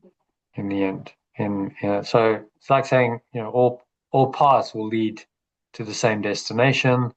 Mm. We're all climbing up the same mountain. We'll get to the same top of it. Yeah. It's inevitable. Just a matter of time. Now, how long it's going to take is a matter of choice. Mm. Someone said to me, "How long is this whole enlightenment process going to take?" And I said, "As long as you want it to. Mm. It's Yeah. going to take as long as you want it. How willing are you? You really want to do it in one lifetime? You're really willing to commit to these teachings and practice it? Then, maybe one lifetime. Mm. Maybe not. Who knows?" Mm. As the oracle said, that's the way these things go. Maybe in another life. You don't know. Mm. But you can do the best you can in this life Mm. with what you have, and you will make progress, and you will make a gain. So if you come back, you'll have less attachment, less samskaras to free yourself from. You'll be closer to your, eventual liberation if you live this life consciously Yeah. and with awareness, rather than, oh well, it's going to take 100 lifetimes. I'm just going to give up and Mm. forget all this stuff and eat, drink, and make merry. No, that's just going to enslave you more. Okay, so another slide on sacrifice and deprivation. You can read those reminders. These all come from the lesson. Mm-hmm. Sacrifice and deprivation come from following the paths of the world, which take two forms. My loss is your gain, my gain is your loss. These are paths which lead nowhere, choices for defeat, and aims which will remain impossible. The above line implies it is impossible that I can incur loss at all if I take actions that benefit others. It also implies that if I try to benefit from others, it is impossible that I will ultimately experience gain. So we read again, these are paths which lead nowhere, choices for defeat, and aims which will remain impossible. Hmm. So it's a game you can't win. That's what he's saying. Yeah. Whether you seem to be losing or whether you seem to be winning, you're Mm. ultimately losing Yeah. the game. Yeah. And you look at, example, let's say sport, and we're about to start the Premier League. It's winning and losing, and if you win, you feel great, and if you lose, but sooner or later you're going to lose. Inevitably. No one wins forever. Sooner or later, a loss will come around. Sooner or later, hard times will come around, and in the end, we all die. Don't forget that. So, like whatever games we play, whatever wins or losses are experienced, in the end, what does it all come to? What does it all mean? Not very much in the face of the ultimate loss of so-called life, which you so valued and cherished. All these victories happen because you think you're alive, but like, what does it all mean if you're going to die one day? You really have to question all of it. And that's exactly what he's asking us to do. Look at the whole system of sacrifice and deprivation, which again, the world is based on. My loss is your gain. My gain is your loss. There's winners and losers in life. That's the way the game's set up, isn't it? Winning and losing is part of the duality of the ego. So it needs to. Can you see why we've created a world the way it is? The ego required a world where you had winners and losers, and you had apparent sacrifice and deprivation in order to maintain itself. And so we get exactly that world projected out, and we get this world which seems to be unfair, in which some people seem to have everything and win, and other people lose and have nothing. But that's the way it's been set up, because that perpetuates the thought system of separation and a separate self. So you have to just look at all of it and go, oh, what a joke. It's just ridiculous. Like, none of this stuff's true. None of these temporary experiences, whether you think you're a victim and you're really suffering and struggling in life, or whether you think, wow, I've just won, I'm so successful, amazing. These are both imposters. Triumph and disaster. As actually at Wimbledon, before you walk onto the center court, there's a great saying. It says, can you experience triumph or disaster and treat those two imposters exactly the same? Wonderful, like, just reminder. Okay, so yeah, whether you win or whether you lose, they are imposters. It doesn't really actually affect who you are in any way, shape, or form. So none of the games that we play really affect who we are. Which pricks a bubble in both of these. Whether you think you're king of the world and so amazingly successful, or whether you think you're this terrible victim, neither of those is true. They're equally untrue and unreal.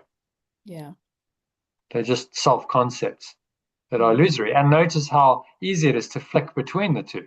You can be king of the world one day and then plunge into victimhood and despair the next. That's very possible, because the grandiosity of this covers over the despair of this, the littleness, as we studied in that section of the text we did. Grandiosity is the overinflation of the ego, and the littleness is all of the victimhood and the I'm so woe is me, etc. Covered over by this grandiosity, and whichever game you play, both are unreal. They both cover over your true self, which is beyond those movements. Okay, so let's read this in the original and the alternative, because it's a bit to translate. Such is salvation's call and nothing more. Such is awakening's call and nothing more. It asks that you accept the truth and let it go before you, lighting up the path of ransom from illusion. It asks that I accept the truth of infinite abundance and let it go before me, lighting up the path of freedom from illusion. It is not a ransom with a price. It is not a freedom with a price. There is no cost, but only gain. There is no cost, but only gain. Illusion can but seem to hold in chains the Holy Son of God. Illusion can only seem to hold the innocent extension of perfect loving awareness and infinite abundance in the limits of false beliefs. So those are the chains. It is but from illusions he is saved. It is freed only from illusions. As they step back, he finds himself again. As I let go of them, I find myself again. And from the top. Such is awakening's call and nothing more. It asks that I accept the truth of infinite abundance and let it go before me, lighting up the path of freedom from illusion. It is not a freedom with a price. There is no cost but only gain. Illusion can only seem to hold the innocent extension of perfect loving awareness and infinite abundance in the limits of false beliefs. It is freed only from illusions. As I let go of them, I find myself again. Yeah, what's he saying there in summary?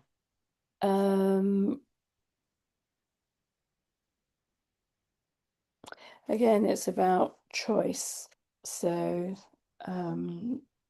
such is awakening's call and nothing more. So yeah, so accepting the truth.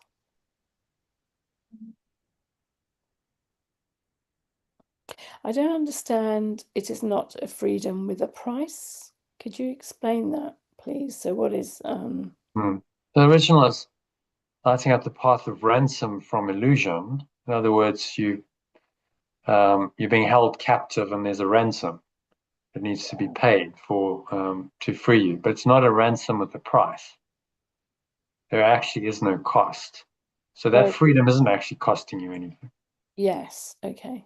It Yeah. only offers you gain. The ego is going to tell you it's going to cost you something. Oh, you're giving up stuff that you value, things that are important in the world. But in fact, those are your jailers. Those attachments are exactly what keep you bound into a thought system of sacrifice and deprivation.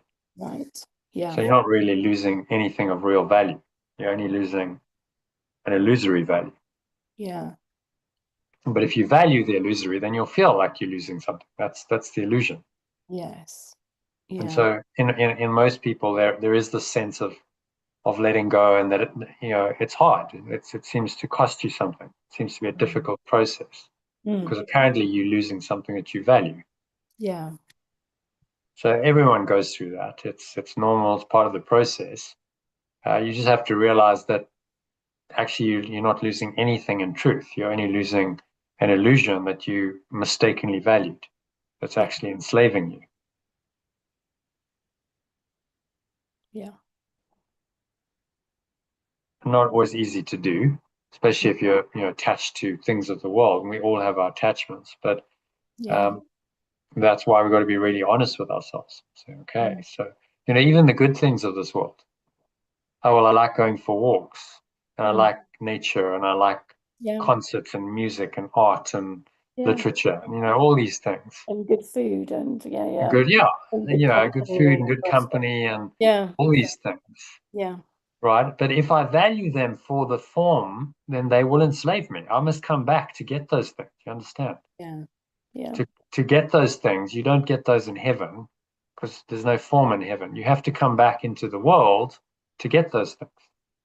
And so but then you have to deal with all the crap that goes with it, all the disappointments, the pain, the suffering, the aging, the death. You have to deal with all of that because of those illusions. See, so what do those illusions cost you? Is it really worth it? When you could have infinite eternal bliss, right? So that's the counterpart. That's the alternative. Yeah. You could have that for all eternity, just perfect peace, joy, and bliss that your mind can't even conceive of. Or you could have those illusions with all of the variations in them, and nothing's guaranteed, as we know. You think you got them, and then they disappear, and then you have all of the stuff that you don't like in the world. It's a package deal. It's one or the other. So the more you see this, the more you're going to make the choice for heaven. Yeah. The more you're going to go, like, that's crazy. Like, why would I choose a world of duality where inevitably things aren't going to go exactly as I want them to go. That's an inevitability. It's never going to go the way I want it to go. I'm always going to be disappointed. There's always going to be a degree of pain and suffering. Even if I was born in my next life as a billionaire, it's not going to be perfect. I'm still going to have tests and challenges and problems. And there's still going to be all this pain and suffering and sickness and death that goes on in the world. We're still going to have corrupt politicians. We're still going to have all these problems that beset humanity. So that's what I'm buying into when I buy any of these illusions. I'm buying into a set of problems and into an illusion that is going to bind me and keep me away from this infinite eternal bliss that is actually what I really am, what I truly deserve. And you just got to start seeing that equation really, really clearly. Yeah. Because then you make the choice yourself. No one's forcing you to do anything. You go, do I really want this? Remember, when you choose this, you're choosing a life of limitation and lack and scarcity and suffering and ultimately death. Do I really want to do this again and again and again because there's no end to it? Is this what I choose? Or am I going to choose total freedom from it? Complete peace of mind, eternal bliss that can't be changed or disturbed in any way. Surely that's a better choice than this. And then the choice is obvious. Like, who in their right mind would choose duality when you can choose something that's eternal, that never changes? Well, exactly. Who in their right mind would do that? We're not in our right mind when we chose that. That's the whole point. We're insane. So he's trying to convince us to make this ultimate choice of our own free will, right? Because we see it's the only rational, sensible thing to do, because any other way just simply isn't going to work. When you see that clearly, you're either going to be in total despair, or you're going to go, well, I've just got to make the only rational choice. I've got to let go of the illusion, and I've got to embrace the truth. And then my problems are over. Then my struggles are over once I do that. And yet it's still a struggle, isn't it interesting? Even though there's this logic and all this teaching and so on, there's still a part of us that doesn't want to let go. Yeah. It still wants to be human. It still wants our own unique identity and experience of being human and everything that human experience offers. You got to look at that and see that that's what you got to overcome. But be determined to do that, because it's the only way you'll be truly free. If you really want to be absolutely free, then you're not going to find that in the human condition ever. There's always bondage, there's always sacrifice, there's always lack, there's always limitation. And human history will tell you that. Study of societies in human history, it's like, well, humanity's never been free. There's never been a society where everyone is totally happy and free, and that has never existed. In utopia, in a concept, maybe some people have conceived of it, but it's never actually happened and manifested in reality. Even the greatest civilizations, the epitome of human civilization, there's still been suffering, there's still been sickness, there's still been death, there's still been corruption, there's still been all of the stuff that still goes on. So maybe we're just trying the impossible. We're trying to perfect what cannot be perfected. And the ego is telling you somehow you're going to get this right. If you keep working at it, eventually you're going to get it right. And it's just saying, no, it's a delusion. You're never going to get it right. It's just an endless game of trying and trying and striving and striving. And you wear yourself out, and eventually you die. And then you come back and do it all over again. Because you didn't have enough the first time. Oh my goodness. You're saying this is not the gospel that I taught. This is not what I'm teaching you. Like, wake up. Please, stop doing it. Get off the hamster wheel, please. I'm begging you, listen to me. Because I know it's not making you happy. I know it never will make you happy. It's not possible for you to be happy.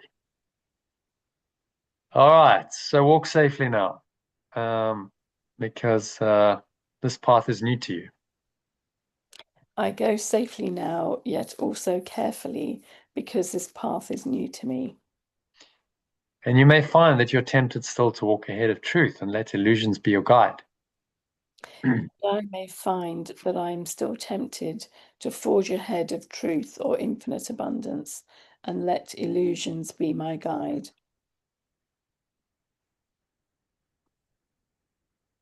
And just call it for whatever, to deny the truth.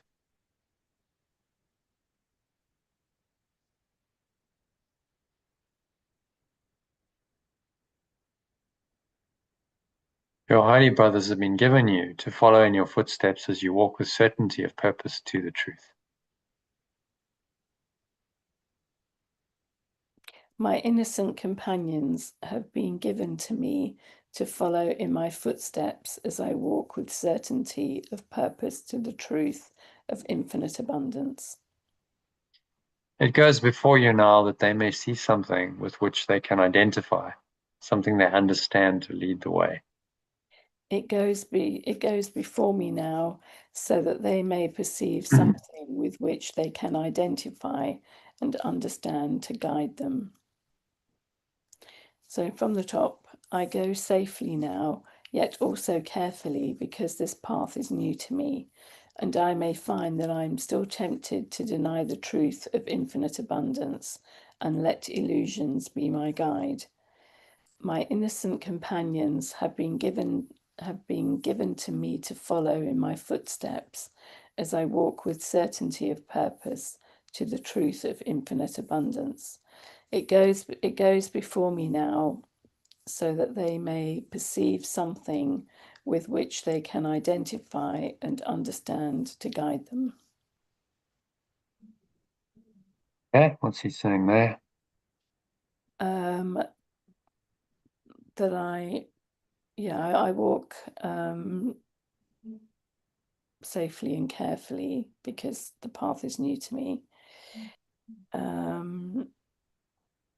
And I may still be tempted to deny the truth. And that I also walk with companions. So can you see how this applies to your current situation? No. Aren't you? No. Well, you're still tempted to deny the truth. Oh, okay. Yes. Okay. Yeah. In relation to your hip condition and so on. Yeah. Yeah. Okay, it's tempting to deny the truth and look for a magic solution and let illusions be my guide. Mm. Very tempting because there's a whole system of illusions that tempts you to do that. Mm. So this is reminding you, don't do that because it's taking you down the garden path. Yeah. But fortunately, these companions walking with you on the journey are there to help you and remind you of the way to go, Mm. which is exactly what these sessions are about. So, okay, so, fellow travelers, remind each other of the truth, strengthen our resolve so that you don't get lost, so Yeah. that you remember, okay, so yes, I'm in the matrix, very tempting to believe it, but everything about it is a lie. Everything. The entire system is a lie. You've got to understand that. Mm. The extent and the depth of the lie, I mean, it goes so deep. Yeah. Which is why so many people just can't comprehend it. They're like, no, it can't be. I still struggle to comprehend it actually, Mm. because I can't imagine that it can be that bad. The whole system is a Yeah. lie. You understand? The Yeah, I entire know. system Yeah, is based on a lie. I know, And but so what you get is lies upon lies upon lies, compounded over time into a system that seems to be true, that seems to exist yeah, and be reality, but it's all based on a lie. yeah. Wow. I mean, so there's the illusion, there's the matrix right there. Mm. And it's just too big for most people to wrap their heads around. So they're like, no, it can't possibly be that. Mm. But those with the real courage, those who are willing to awaken, go, oh, yes, it absolutely could be. I can totally see that. That we Yeah, could all just be in a and I think matrix. The whole thing could be a one big lie, and everyone's just confused and deluded and enslaved by this matrix. And everyone believes the lie because that's what they've been born into. They've been taught to believe the lie, and very few people are going to question that. And that's why, the awakened ones of the world are always in the minority, because it's a minority sport, awakening. It's not for the majority. So far, anyway, in human history. More and more people probably are awakening today, but nevertheless, it's still in the vast minority of the human population. The majority are asleep. Let's just be honest about it. They don't get it. They don't want to get it necessarily. It's all too scary. I remember with the COVID thing, people just couldn't wrap their heads around the fact that the whole system could be a lie. That it could be a complete lie, and they're being set up to take a vaccine. They couldn't get their mind around it. Because without the spiritual training, it just seems preposterous. It seems like, well, how could that possibly be? That's so far-fetched.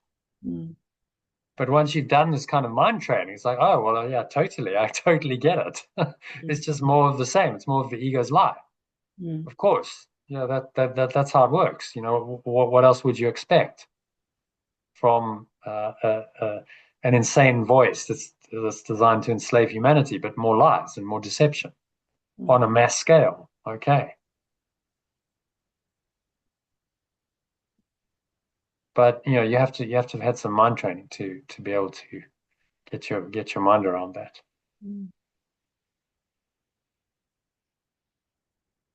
Okay, so I'll step back and let God lead the way. If you can read that. Our eyes are set on a truth that our brothers cannot see or hear and could not follow directly. We therefore become its messenger, relaying to them the messages it gives to us. We need to be a teacher, a guide, a leader of our brothers, leading them home to God. So this becomes our function, temporary function, albeit it's not permanent. Nothing here is permanent. Yeah. It's a lie, but it's a helpful lie. You understand? All of this is a lie. It's part of an illusion. But there's a lie that's going to awaken us, that's going to lead us home. That's right-minded thinking. And there's lies that just lead us in the wrong direction and lead to us being enslaved. So it's about choosing the path out of an illusion that's going to lead you home. It's still a lie because you're still in a dream, but it's going to get you out of the dream. Yeah. That's essentially what the Course is teaching us. Your holy brothers have been given you to follow in your footsteps as you walk with certainty of purpose to the truth. Yeah. So, if you really choose the truth and you're going to be steadfast in that, there will be people who resonate and follow you, but don't necessarily expect it's going to be everyone because most people are too scared to go there. So they rather comfort themselves with the illusions of the world than face the radical, brutal truth. It's quite brutal, really. It's like, okay, so that's just what it is. You're living in a dream world. And that dream world is designed to enslave your mind, and that's why it doesn't work, and that's why it will never work. And until you accept that truth, you're going to be a slave.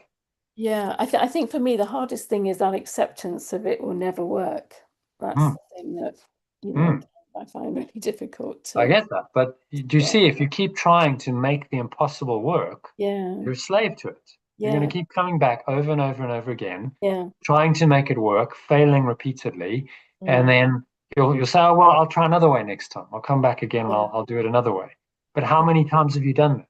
Yeah. Thousands, probably. Seriously, you've done it thousands of times. We all have, thousands of lifetimes, thousands of times trying to make it work, thousands of times failing, coming back again, seeing can make it work in a different way. At what point are we going to go, hang on, it's not going to work? Yeah. It's an impossible problem. It's insoluble. It's one of those impossible cubes that you just can't solve. Yeah. And you get stuck forever trying to solve it until you realize that it's impossible and you just need to give up the game. Yeah. You're never going to solve the problem of the human existence and of this world. within the construct of the problem. You're never going to solve it. Mm. You have to go beyond the construct of the problem, which is exactly what this is saying you need to do. Okay, just see it for the illusion that it is, and let it all go. Yeah. And the sooner you do that, the sooner you're going to awaken, the sooner you're going to find freedom. Yeah. So you just got to watch the tendency of the mind to, as he said, to walk ahead carefully, because this path is new to you. Mm. You may find that you're tempted still to walk ahead of truth and let illusions be your guide. He's warning us. He's saying, okay, be vigilant, be careful, because it's new to you, and it's very easy for the ego to tempt you back onto its path and back into its ways. Yeah. As you've experienced, very easy to go there, and it brings up something in the world, a problem, and then you get attached to that. But actually, you're just falling into the same pattern. Yeah. Somehow trying to make it work using the world's thinking, using the ego, and we've just got to realize that it's not going to work. Mm. It's never going to work. That is so liberating. When I understood that, I was like, hallelujah, that is so relieving. I don't have to make the world work. I just have to accept that it's never going to work. Mm. The But I liberation find of it that, the really freedom of that is depressing huge. that it. Right? That I find it really depressing that it's. Yeah, but that's because you're still attached to the world. Yeah, that it's designed not to work, and that it Yeah, will it's never work. designed not to work. Yeah, So that's why it doesn't work. I So of know, course but you're I never just going to find make that it work. so sad. I Oh, really do. but it's also on the flip side of that, it's liberating, because you're like, it was Yeah, never meant to work.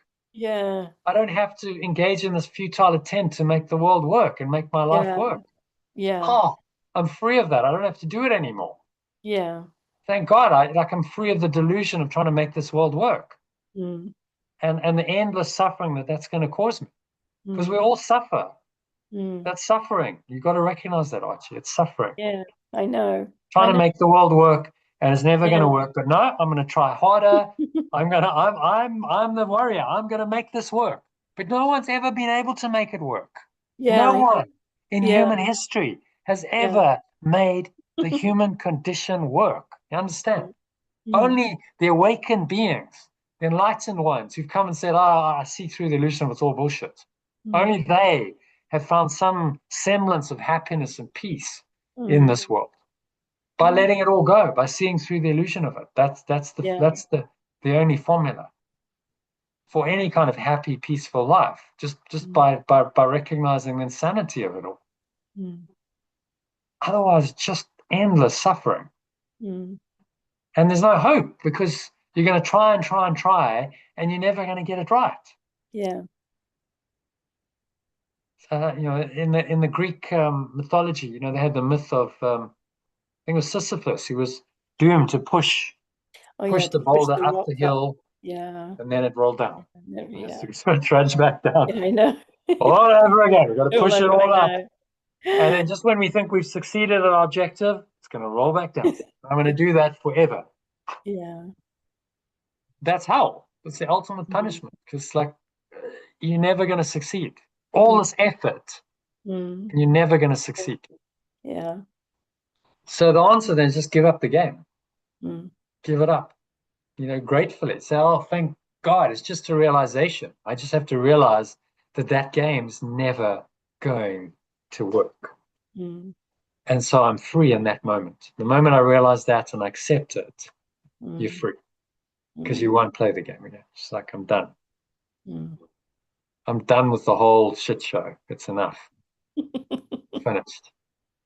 But it's an internal decision. No one can make that decision for you. Yeah, yeah, yeah. This is awakening. It has to be an internal decision of like, I'm done. Mm, Like, enough. I've suffered enough.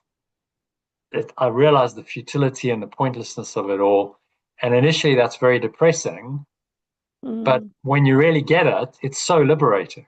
Like, I'm Yeah, not yeah, depressed by that I can anymore. see how liberating it can be, but I'm Yeah, still in that yeah. depressed But state. it's a process. I mean, I wasn't there 20 Yeah, years ago. Trust me.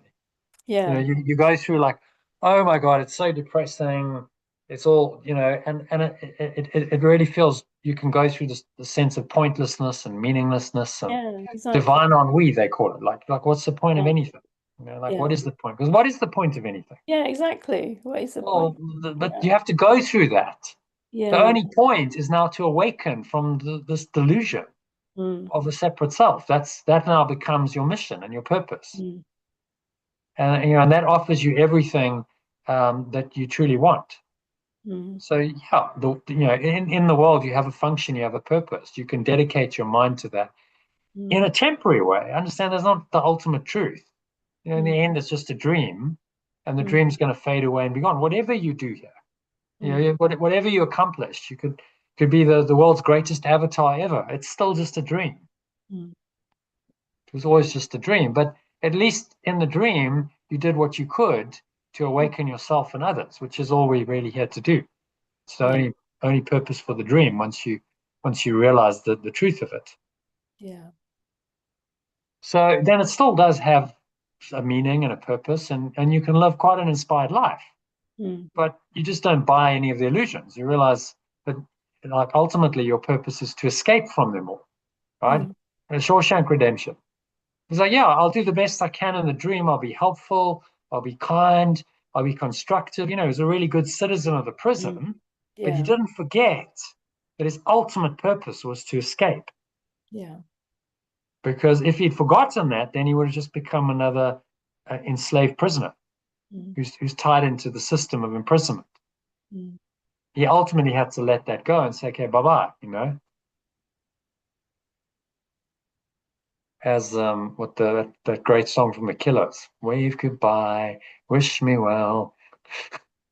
Are we human or are we dancers? Oh, yes. Yeah. Brilliant, just like pointing us to a great pointer to that decision. Okay, so what are you? Mm, Are you going to carry on being human, or are you going to let go of all of those things that make you human, and realize that you're infinite, you're eternal? So in the end, you can resist it as much as you like, but in the end, everyone is going to get it. yeah. You have to, in the end, come to the truth Mm, because it's the truth. mm, So when you understand that, it's like, well, resistance is pointless. It's futile. mm. It's just going to prolong my suffering unnecessarily. Yeah. The sooner I accept it, the less I suffer, Mm, the better I'll feel, and then I can dance with life. Yeah, you can mm, dance, you can play here, mm, but just realizing that it's all just a dream. It's a game. mm, But now you're playing the game from the perspective of truth, and you're playing it for a worthy purpose, which is truth and awakening, mm, rather than perpetuating and defending your illusions, mm, which is what you spend so much time doing. mm. So you get it intellectually, but to really get it, it's a practice, and it's a journey, and you got to journey through that really difficult, like that divine ennui of like, well, what the hell's the point of Mm, anything? Everyone goes through that. mm. Like, what is the point of it? It can feel very like, oh, what's the point of doing anything? Yeah. But it's a process. You go through that, and then you go, okay, but there is a point of doing something, because there's a point in awakening. There's a Mm, point in freeing myself and helping other people who are enslaved to free themselves, and that's what I dedicate my life to. mm, There's absolutely a point in doing that, and so I can dedicate myself wholeheartedly to that mission while I'm yeah. here. It gives my life a purpose and a meaning in the dream world, Mm, as much of a purpose and a meaning as it can possibly have, mm, because you won't find anything that transcends that's higher than that. mm, And once you accept this, then it's like, okay, well, I can just, I can rest content in the truth. It's all okay. mm. That's the acceptance. But it often only comes with a lot of struggle, a lot of resistance to that truth, Mm. because a part of you still wants to believe in the illusion. Surely it can't all be an illusion. Yeah, Surely, I know. That's- surely there Surely, must I be know. something Yeah. meaningful. Surely it can't all be just this massive delusion. We're all caught up in in a dream world that actually means nothing. Surely that can't be the truth. Mm. Well, why is that so impossible to believe? Mm. What's the other explanation? Remember, there's only two alternatives here. It's Mm. either that, or okay, some creator God created this for some reason we can't really fathom.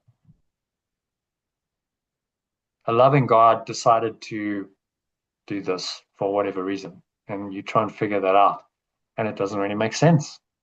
Mm. Because why would a loving God do this? Would love create a world like this? No. So then how do you explain that? Yeah, but then So those also, are your well, choices. I know, but then you hear people say, oh, well, you've got to have, the whole explanation of dualities, you've got to have the contrast in order to appreciate. You can't Do you? appreciate one without the contrast of the Do other. you? Well, exactly. So, I don't know. so you got to I'm too question that. tired. You got to question that argument. So they say that like it's Yeah, a I fact. know. But No, that's your opinion. but yeah, exactly. But it seems plausible, though. That's Yeah. the, But do you see how yeah, cunning the ego is in coming up with yeah, arguments for its existence? yeah. Oh my goodness, it's a master. Oh well, the only way you're going to appreciate truth is to also have illusion. Mm. Um, okay. Does it really make sense? Or maybe the truth could just be true of itself. Mm. Maybe it doesn't need any contrast. Mm. That's kind of the whole point of Yeah. a non-dual teaching, right? It doesn't need contrast duality. You don't need that to be true. You don't need that to be yourself. Mm. Otherwise, if their argument is true, then you're always going to have a split mind. Mm. Always. Yeah. That's your eternal fate. Always to be split. Always to be, Yeah. well, there's the dark and the light, and Yeah. I have to have one to know the other. So Yeah. the duality is then eternal. That's the argument. Yeah. But does that really ring true? Duality is eternal. Okay, well then we're stuck in duality. We're stuck in this reality forever. Mm. That's the argument. You see, it's one or the other. Yeah. But that's an even worse fate. Think of the implications of that. You're stuck here forever. You're gonna be human forever. Oh my God, you're gonna do this over and over and over again forever. There's no escape. Now that's depressing. Mm. That's even more depressing than this world doesn't mean anything. Surely you can see that. Because you've got to come here over and over and over again and be human in all kinds of different forms. And there's no escape from that. You're just going to keep doing that because there's no escape from duality. Well, if that were true, we're all doomed to just reincarnate over and over and over again. And we go around and around and around like hamsters on the wheel forever, living, suffering, exhausting ourselves, dying, and do that over and over again. Like, come on, like, surely. If there is really a loving God, surely that can't be the truth. Mm. So you see the positions. You can't believe in both Yeah. Yeah. positions. It's got to be one or the other. You got to make a clear Yeah. cut choice, Yeah. one way or another, because you can't believe in both. They contradict each other. Yeah. Rather, stuck here eternally on this hamster wheel, going round and round, trying to find some meaning and purpose, and that's reality. Or the whole thing's a delusion, and Mm. we just need to wake up from the delusion, and then we'll go back to true reality. Mm. Those are the only two positions. Those are the only two alternatives. Mm. Fortunately, there are only two, so there's not multiple. There's just two versions of reality. You've just got to choose which one Mm. you want to be the truth. Mm. If you choose wrongly, well, you'll suffer, but it's not the end of the world because you will change your mind at some point. Mm. As Yeshua says, he says, if you want to be like me, I'll help you, knowing that we are alike. If you want to be different from me, I'll wait until you change your mind. Mm. It's a direct quote from the Course. Mm. What's he saying to us? Okay, to have it your way. You want to do it your way. Go your way. Do whatever you want to do. Try and make the illusion work. Mm. But I know you're going to change your mind at some point Yeah. because the pain will get too much. Eventually, the illusion will just be too painful, too much for you, and you're going to go, I can't do this anymore. Mm. Got to find another way. I've got to find a way out. Mm. And it's only at that point when you're really done, when you've really had enough, that you wake up, say, I'm done. I've had enough. It's enough. What point is that for everyone? Well, who knows? When will they have suffered enough? Some people have a very high tolerance for pain. They'll suffer a lot before they do that. But the ones who awaken are the ones who have less of a tolerance for pain. It's like, okay, I'm suffering, but I don't want to suffer. Like, it's enough. Like how much do I need to suffer? Do I need to go and crucify myself? No, I could just wake up with the minor suffering that I have. That would be the ideal, wouldn't it? Just like, oh well, I'm just not kind of really happy or comfortable, or like that should be enough to awaken us. In most cases, it's not. We need more suffering, and it needs to be more intense. We need to go through some kind of crisis before we wake up, because our ego is so stubborn. We need to have some really severe pain to make us realize it's really not a good idea. Sadly, so then that's the only point of pain, because we need to go through it in order to make the decision finally to say, okay, enough's enough. I've suffered enough. I'm done. And if life brings you to that point, then celebrate. That's your awakening. So that's the dark nights of the soul. It's like so bad, like enough. I'm done. I've been through it. That's what I can say. Enough. Like, so bad, so horrible. Like, enough.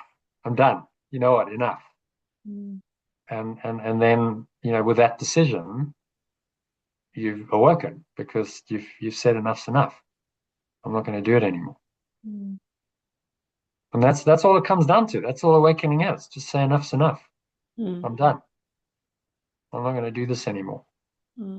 As he says, at the journey's end, there will be no gap, no distance between truth and you. Yet at the journey's ending, there will be no gap or distance between truth or infinite abundance and me. And all illusions, walking in the way you traveled, will be gone from you as well, with nothing left to keep the truth apart from God's completion, holy as himself.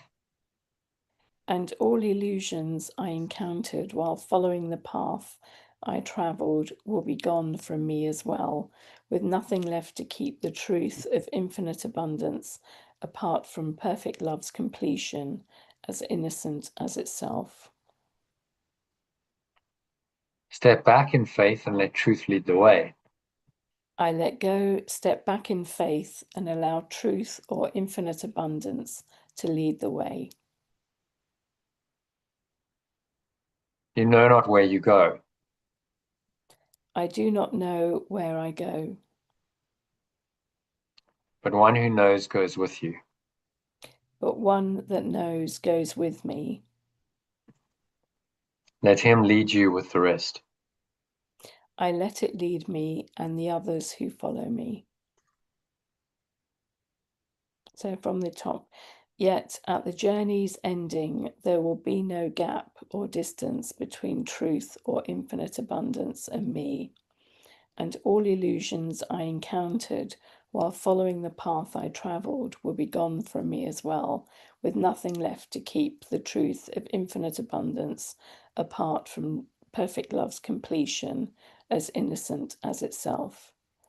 I let go of trying to control anything in this world in faith and allow truth or infinite abundance to lead the way. I do not know where I go, but one that knows goes with me. I let it lead me and the others who follow me. Yeah. So what's he saying there? Summary? Yeah, I interpret that as surrender. Yeah. So, Let go of trying to direct the journey yourself, yeah, because you're going to get it wrong. yeah, let go of any kind of control, but have faith, Yeah. and trust and surrender. That's very scary for the ego, right? Oh, who's going to be in charge? Because I'm not Yeah, in charge. It's all going to go yeah, pear-shaped.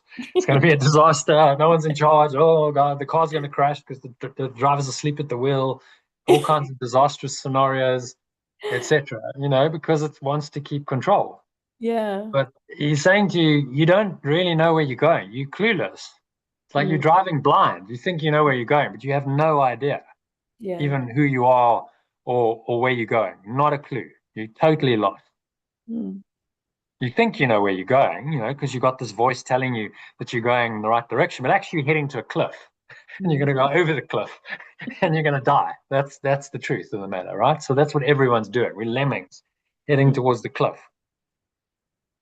So we don't really know what we're doing. We're clueless. Just Mm. recognize that and say, okay, I'm willing to let go of trying myself, of my own control, because it's actually got me nowhere. I've just been miserable and unhappy. And so I'm willing to try another way. I'm willing Mm. to let this one presence, the one who knows, the remembrance of perfect love, that's with us always, that actually knows what it's doing. I'm I'm I'm gonna let that guide me. It's gonna drive. Mm. Like, AI suddenly driving the car and saying, okay, well, hands free. I don't have to drive anymore because Mm. this much more advanced intelligence is going to drive. It Mm. doesn't get lost, could never make a mistake, can't crash the car. But initially, when we take our hands off, we're going to go, oh Mm. my God, what's happening? Is this going to work? I'm so used to having my hands on the wheel and being Mm. controlled that, it feels scary. Mm. But actually, that intelligence that's taking over is vastly superior to your intelligence. It doesn't make mistakes. It knows exactly where it's going. It knows exactly how to get you there safely. So, why wouldn't you trust that? Mm. Now, I mean, I suppose today's world, we don't have driverless cars mostly yet. There are, the first examples, but we'll get there. It's going to Mm. happen because AI knows it doesn't make mistakes in the same way as humans do. Mm. So it's going to be a better driver once the technology and everything. So yeah, we'll get there because it's going to be safer. But now you say, no, most people go, "Oh my God, I'm really nervous," because they're not used to it. Mm. But it's the same with letting go of control of our life. It's like Mm. I'm so used to controlling my life and trying to manage everything. If I just let go of trying to do that, I think it's all going to fall apart. That's Mm. what the ego's going to tell. Mm. Oh my God, my life's going to fall apart. Like, and then, the argument is, well, what's going to happen practically? I've got to pay my bills. I've got Mm. responsibilities. I've got people who rely on me. I can't just let it all go because, like, what's going to happen in my life? You don't Mm. understand. The Holy Spirit can take care of all that Mm. without any of the stressing and the straining and the striving. It can just do it through you. Yes, so you're still taking action, but Mm. you're not trying to control it anymore. Mm. There's not all of that fear and that anxiety. Oh my God, am I going to get this right? All of that's gone. It just does it. It Mm. uses you to do it. No drama, no fuss. Get it done, and focus on what's really important, which is Mm. your journey to God. Mm. So it's an operating system that is a complete replacement for the ego. Everything the ego can do, the Holy Spirit can do better. Trust Mm. me, it can.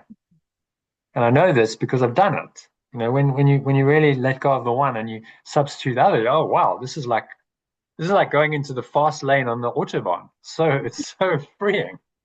Before you use an analogy of like you were in a little Volkswagen Beetle, one of those old ones, going along and you're trying to go faster. Even the second lanes are tough because it's like this thing's shuddering and shaking. I had a Golf 1 point, and if it went over 140 k's an hour, it would start shaking. Mm. It wasn't built to go at high speed. So, there's a limitation to that. It's difficult, it's stressful. You're trying to go faster, but the construct that you're in, the vehicle you're in won't let you go faster. Well, that's your ego, right? That's your self-concept. Mm. It can't break free from all those limitations. So it's going to shake and shake. And often this is what happens. People who really push it, they burn out, right? So like Mm. success, drive, and they just burn out because the vehicle that they're in, the self-concept, can't handle it. Mm. And so that stress just wears them out, and eventually the vehicle burns out, and the engine blows up, and that's what we call a crisis or a burnout or a Mm. nervous breakdown or Mm. whatever. But if you just trade that vehicle for the right vehicle, you step into top German vehicle, like a Mercedes-Benz, a BMW, an Audi, that's designed to go 200 k's an hour, then you can cruise on the autobahn. It's really not a problem. In fact, it's built to go that fast. It's designed to go 200 k's an hour. So that's essentially what we've got to do.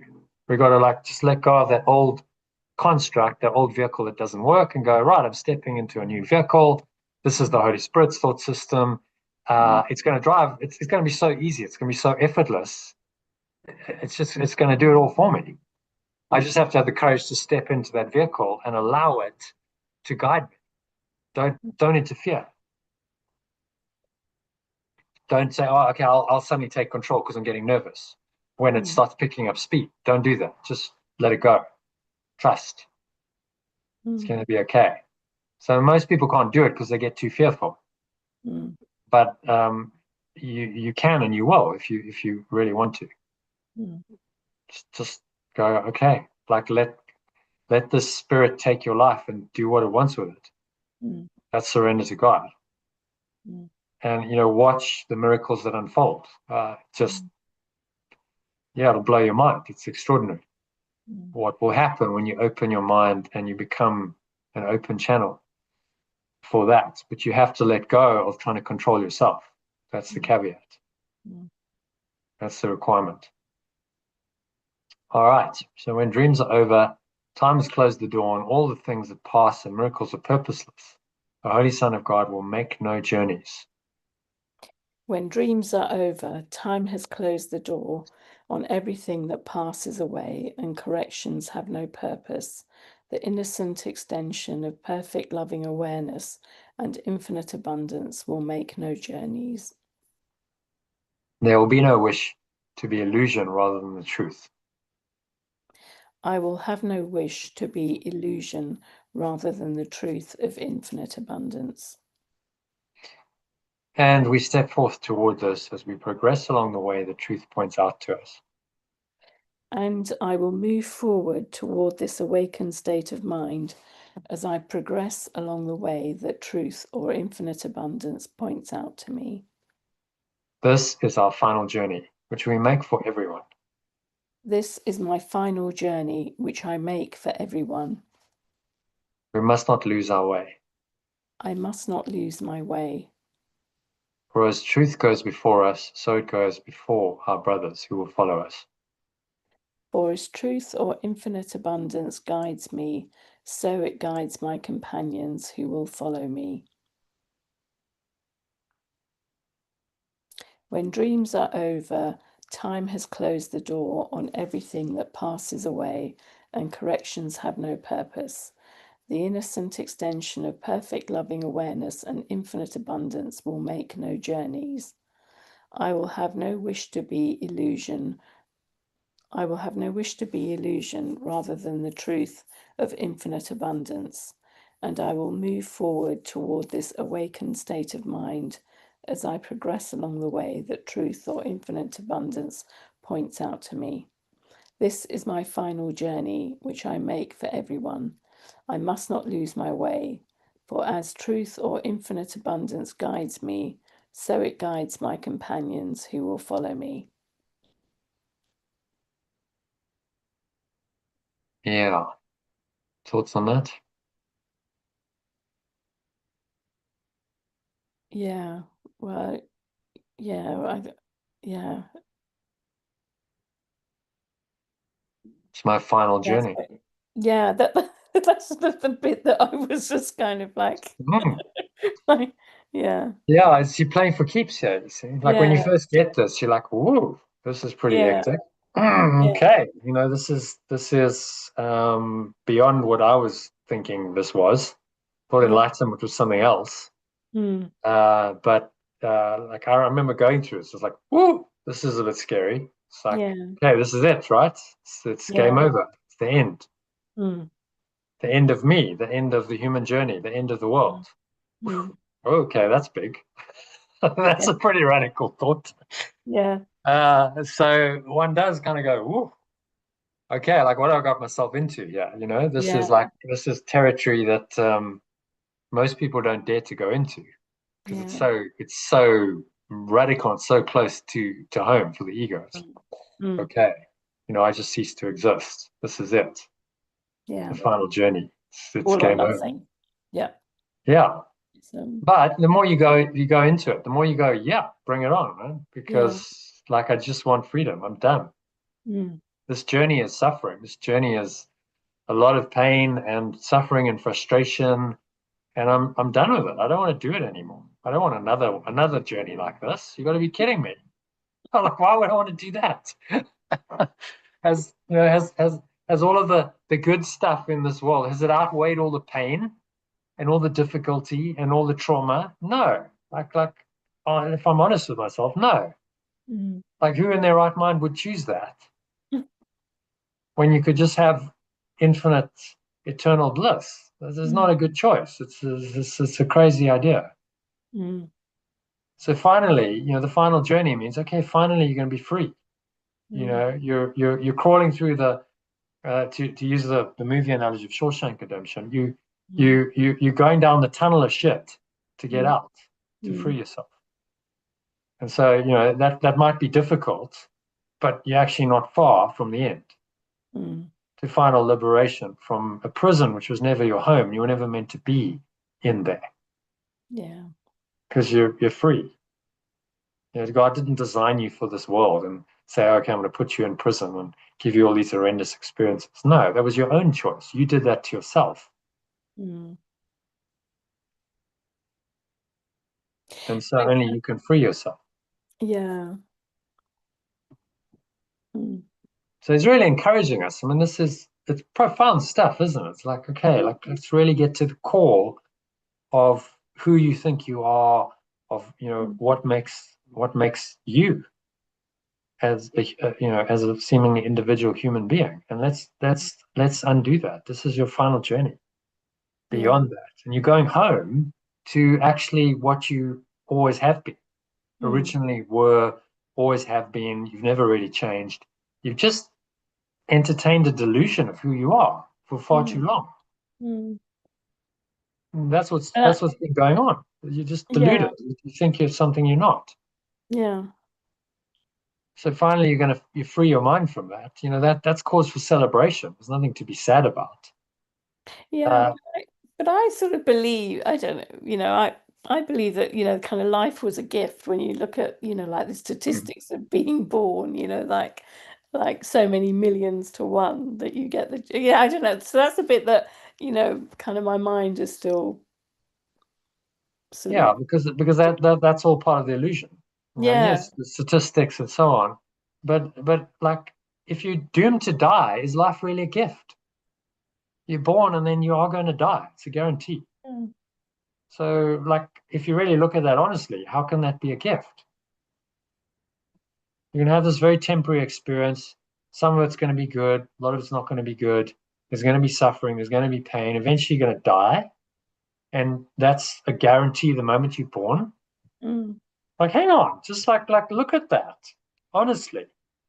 But then it comes back to that whole duality thing of contrast again, to really, value life. You've got to die. That's I don't know.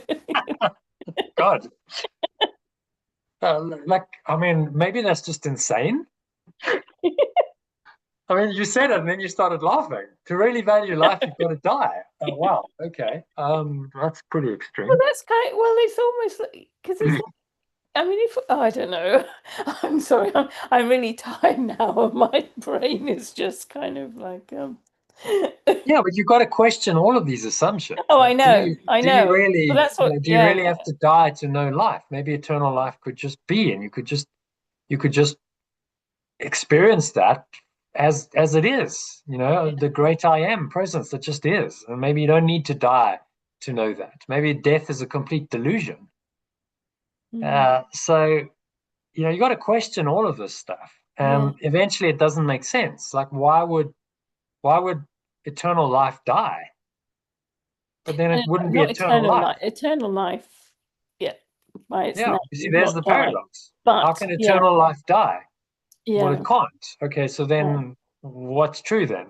Is eternal life true or is death true? Because they can't both be true. Mm. The one must be a delusion. The one must be false. Mm. It's actually quite simple logic when you really look at it. But it's a logic that pushes all the ego's buttons. Mm. So most people don't want to go down that road and really look at it with brutal honesty because the ego gets in the way. And so, oh, no, you're going too far now. So, no, we don't want to go into that territory. But if Mm. you have the courage to really go there and say, okay, yeah, let's really go there. Let's really look at it. Then you got to come to the same conclusion as every spiritual master has ever come to in history because they went through the same journey. Okay, it's got to be a delusion. Mm. And I see it for myself. No one can tell you. You've got to see it for yourself, as Morpheus said to Neo. You've got to see it for yourself. Mm. You can't indoctrinate someone into believing this. So, uh, your journey will be your journey. Eventually, you will see it for yourself. I'm Mm. just trying to encourage you and say, like, just be willing to go there because in the end, there is no other answer. Mm. Maybe you've got a journey and discover that for yourself. And there's a journey to be gone through, no doubt. But in the end, you're going to come to the same conclusion as everyone has ever come to, who's really thought deeply about these issues. Mm. It's got to be a delusion. Mm. It can't be true. It can't be real. Because if it is real, then we are all imprisoned. We're all enslaved. There's no love. It's just illusion and delusion upon illusion, and fear and pain and suffering and sickness must be true, and death must be true. So how can that be the truth? So in the end, you come to that choice. Well, which is true? They can't Mm. both be true. So I've got to choose. Mm. Which God will I worship? Which truth will I follow? So he says, we walk to God. Pause and reflect on this. Mm.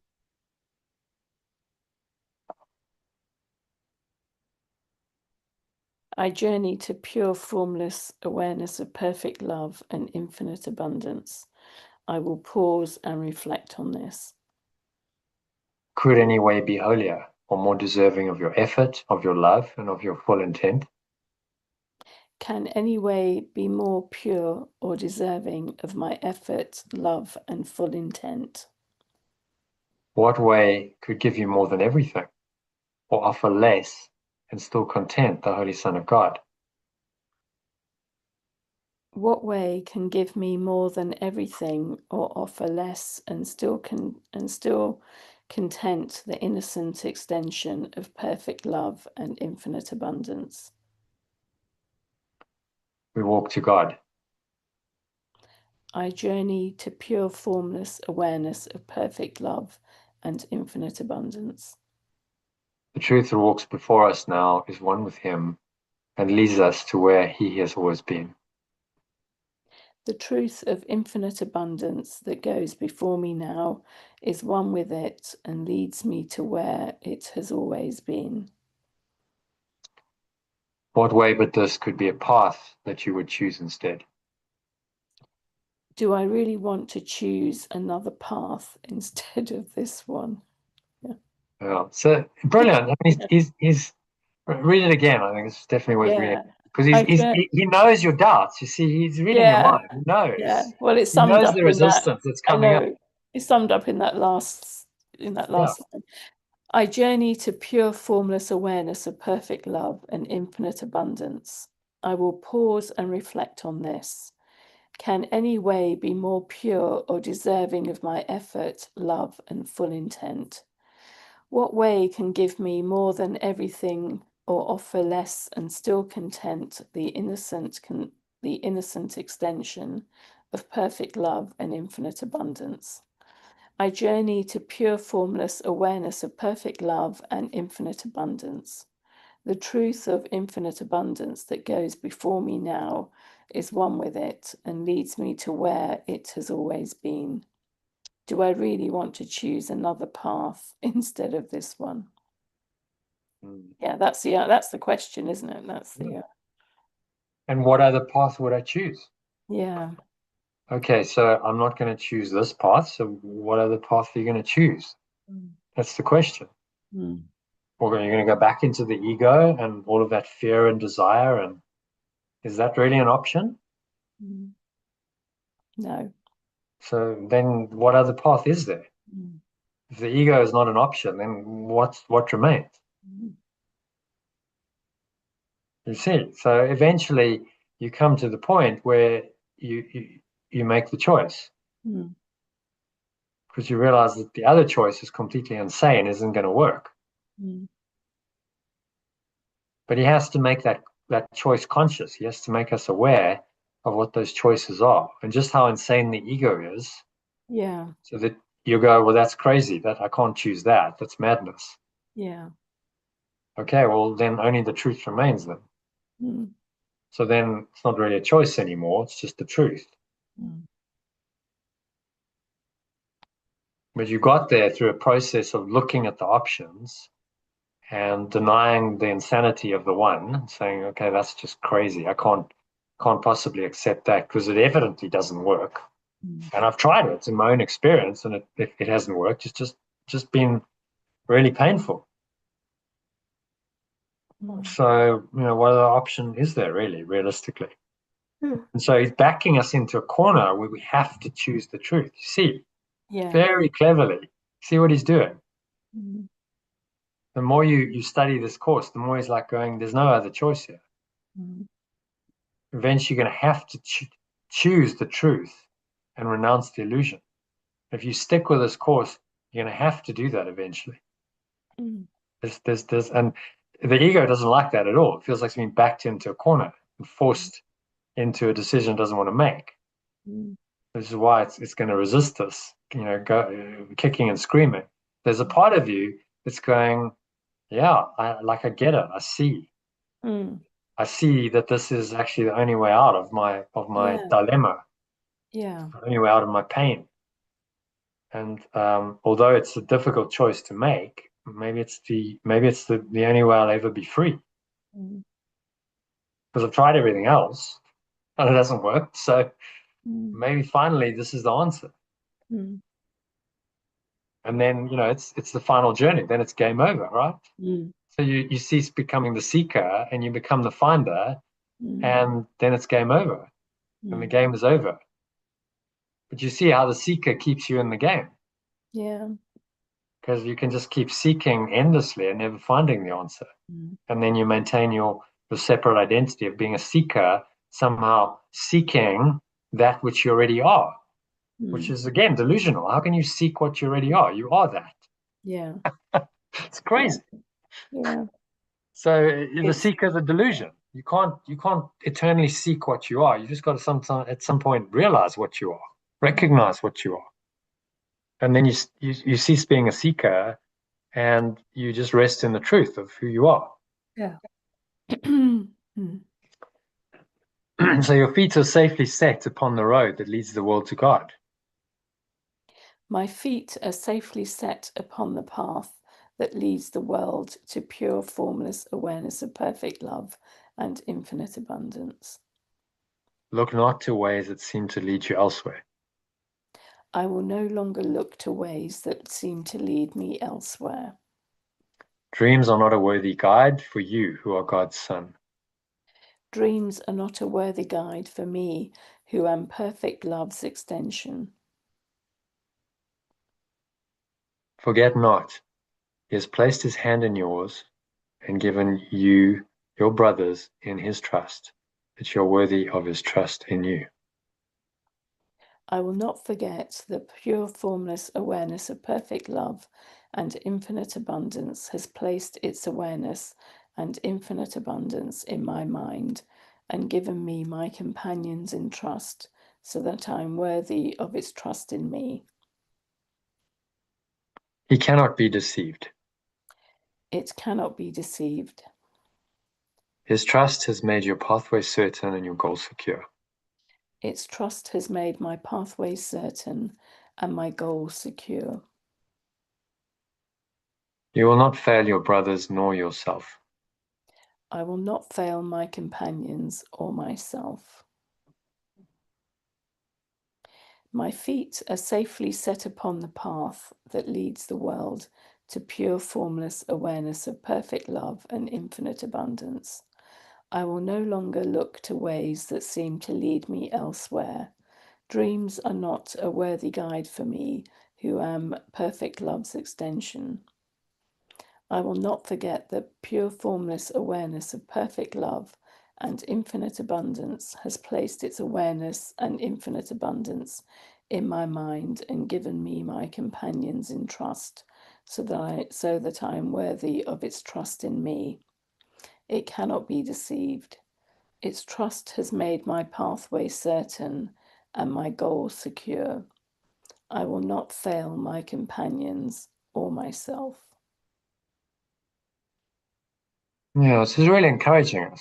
He's giving us a pep talk and saying, you come a long way, you're on the right path, just trust it, go with it. And you'll have doubts, you'll have vacillations. That's normal, but don't listen to them. They're not a worthy guide for you. You run beyond that. You can only listen to the truth now. And at some point, in going back becomes inconceivable. So what are you going to go back to? You can't go back to a shambles, to a ridiculous, insane thought system that you once believed in, but clearly you see as a delusion. How can you go back to that? You've awakened. You know too much. There's no going back. As again, Morpheus says to Neo when he's come out of the Matrix and he's talking to him in a cell, and Neo says, can I go back? And he says, no, I can't go back. But if you could, would you want to? Would you really want to go back to that? Because you know it's a delusion. It's enslavement. So how could you go back to it? Yeah. It's a prison for your mind. And then, of course, the traitor Cypher decides he's going to go back because he chooses the illusion over the truth. But it wouldn't have gone well for him if he hadn't died and he'd actually been plugged back in. It wouldn't have gone well because he would have still known the truth, and he would have gone, something's wrong here. I know something's wrong. He says I'll forget everything. I'll go back to sleep. That's the ego's wish. I won't remember a goddamn thing. Yeah. Brilliant language. Brilliant. Yeah, exactly. You just damn God. You won't remember a goddamn thing. Exactly. Brilliant. The script is absolutely. And there's the choice for the other way. So if you chose the other way, you'd be like Cypher saying, okay, well I'll choose an illusion consciously, thinking that that's going to somehow save me, and I'm going to betray the truth and all my companions in the truth. I'm the traitor. Is that really an option? Come on, no. It's not really an option. It's clearly delusional, and it's clearly not going to work. In the end, he died as a traitor, having betrayed his companions, for his own selfish gain. He just well, I just want to go back to sleep, and I want to be a rich, famous actor or something. It was brilliantly done. They're like buying into the illusions. Someone important, someone rich. And then the agent says, whatever you want. Like the Matrix will give you whatever you want, but it's not the truth. Yeah. The Matrix cannot tell you who you are. That was another line from the Matrix. Brilliant movie. Which is why we study it, because the truth is all in there. And would you really want to go and plug yourself back into a system of enslavement? Now that it's a delusion. There's no going back. You can't. So as Neo says, you remember when he's in the car and they're going to see the oracle, and he's saying, so I have these memories from my life. I used to eat noodles there, and now I realize that none of it ever really happened. He's trying to get to grips with what does that really mean. And Trinity answers and says it means that the Matrix cannot tell you who you are. It's brilliant. I mean, the script writer, just brilliant. So clearly inspired by the Holy Spirit, the whole movie. Just like giving you these gems of truth in the dialogue. to help us again make a choice. Do you want to be Neo, who's going to wake up, or do you want to be Cypher, who's going to betray the truth and go back to sleep? Yeah. There's the choice. What do you want? Mm. And is it really a choice? Mm. Is it really a choice to betray the truth and go? I mean, it becomes inconceivable. The further down the path you go, it's like there's no other way. Mm. I've just got to go through this, even if it means facing up to the seeming enormity of the ego's strength, Mm. as Neo had to do. Mm. He had to do it. There's no choice. Not my will, but thy will be done. Mm. So it's all in there. Whichever way you look at it, Mm. the truth is true. It's inescapable. You're going to accept it at some point. So why not now? If not now, then when? Mm. And so now he asks, but that you think of him a while each day, that he may speak to you and tell you of his love, reminding you how great his trust, how limitless his love. And now pure formless awareness of perfect love and infinite abundance asks only that I think of it for a while each day so that it may speak to me and tell me of its love, reminding me how great its trust is and how limitless its love. In your name and his own, which are the same, we practice gladly with this thought today. In my true identity and its own, which are the same, I practice gladly with this thought today. I will step back and let him lead the way, for I would walk along the road to him. I let go and allow perfect love and infinite abundance to lead the way, for I choose to follow the path home to perfect loving awareness and infinite abundance.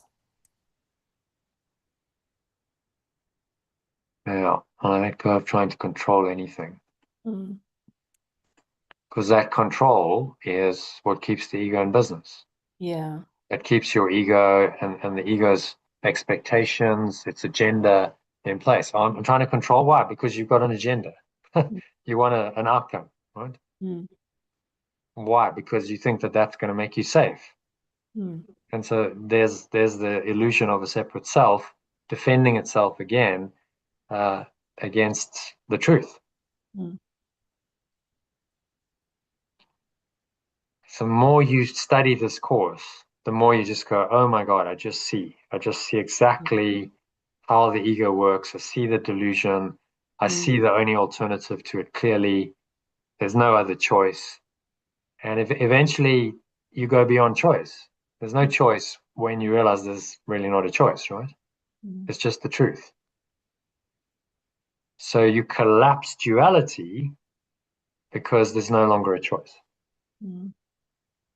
That's the methodology. That's what he's trying to do. But you've got to choose repeatedly, make the right-minded choice to collapse the illusion of choice. You see, that's the methodology.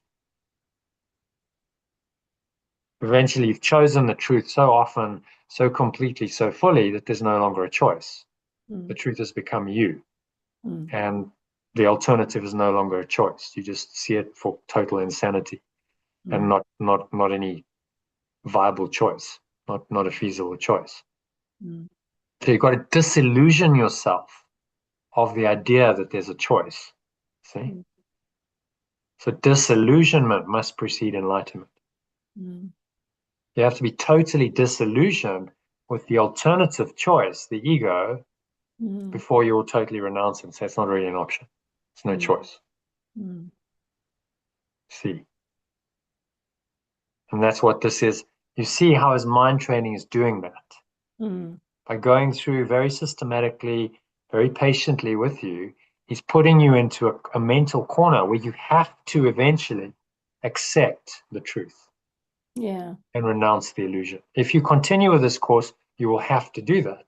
The only Yeah. option is to abandon it, which Yeah. some people do, and they say, oh, the course is too much, it's too full on. Mm.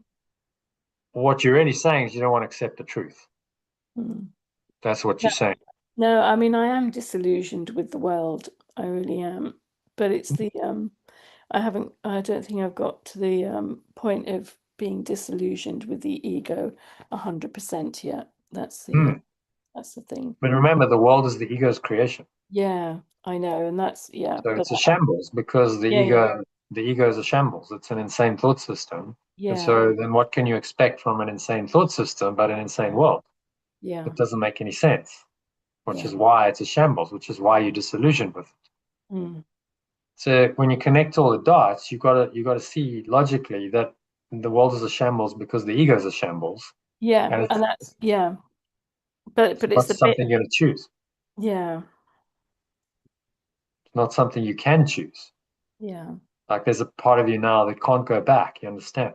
yeah, There's no going back. yeah, If you go back to that old way of thinking, and the part of you is going to go, no, this isn't right. This seriously is not right. That's the Holy Spirit that's been activated. It's going to go, no, no, no. It's wrong. It's wrong. It's wrong. You're going the wrong direction. Reverse. Go back. This isn't going to work. Danger. Warning signs. mm, And you get past that point of no return. mm, That's the blue pill, red pill analogy. Like, okay, yeah, as Morpheus said to him, take the red pill and then it's done. There's mm, no going back. mm, So I'm afraid you probably passed that point. mm. It's a truth or bust. It's like truth or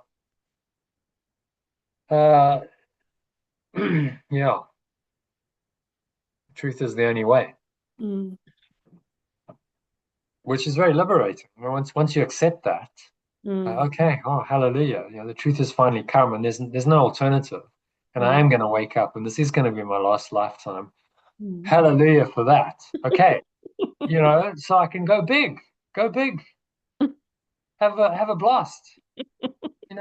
Have fun, and teach the truth, and make it really count because it's the last time. It's the last ride. It's the last go. And there's something quite poignant about that. mm, Make the most of it. mm, So if you realize that this is the last time you'll ever be human, you're going to mm, make the most of it. mm, You're going to live more fully. You're going to live mm, more presently because it's the last time. You don't have infinite more goes. This is it. mm, This is the last lifetime. It's the one that's really going to count. mm, And so from that perspective, can you see how that can lead you to a greater depth and meaning and purpose and mm, joy in this world? mm. Yes. Because you can live really fully. So okay, this is it. Yeah. There's no second goes. This isn't a rehearsal. It's like now or never. Yeah. Yeah. Like I experienced joy in this life and purpose, and I fully express myself because it's the last time. It's over after that. No more human story. The Mm, game is the game is over. The story's ending. mm, And part of your mind's like, oh, that's terrible. That's so sad. Because I want to be human and I want to carry on in the world and I want to try and make it all beautiful. And but the other part of you's like, Archie, come on, like grow up, man. It's a delusion. You're dreaming. That's not going to work. yeah. You've tried that. That hasn't worked for you. It hasn't worked for Mm, anyone.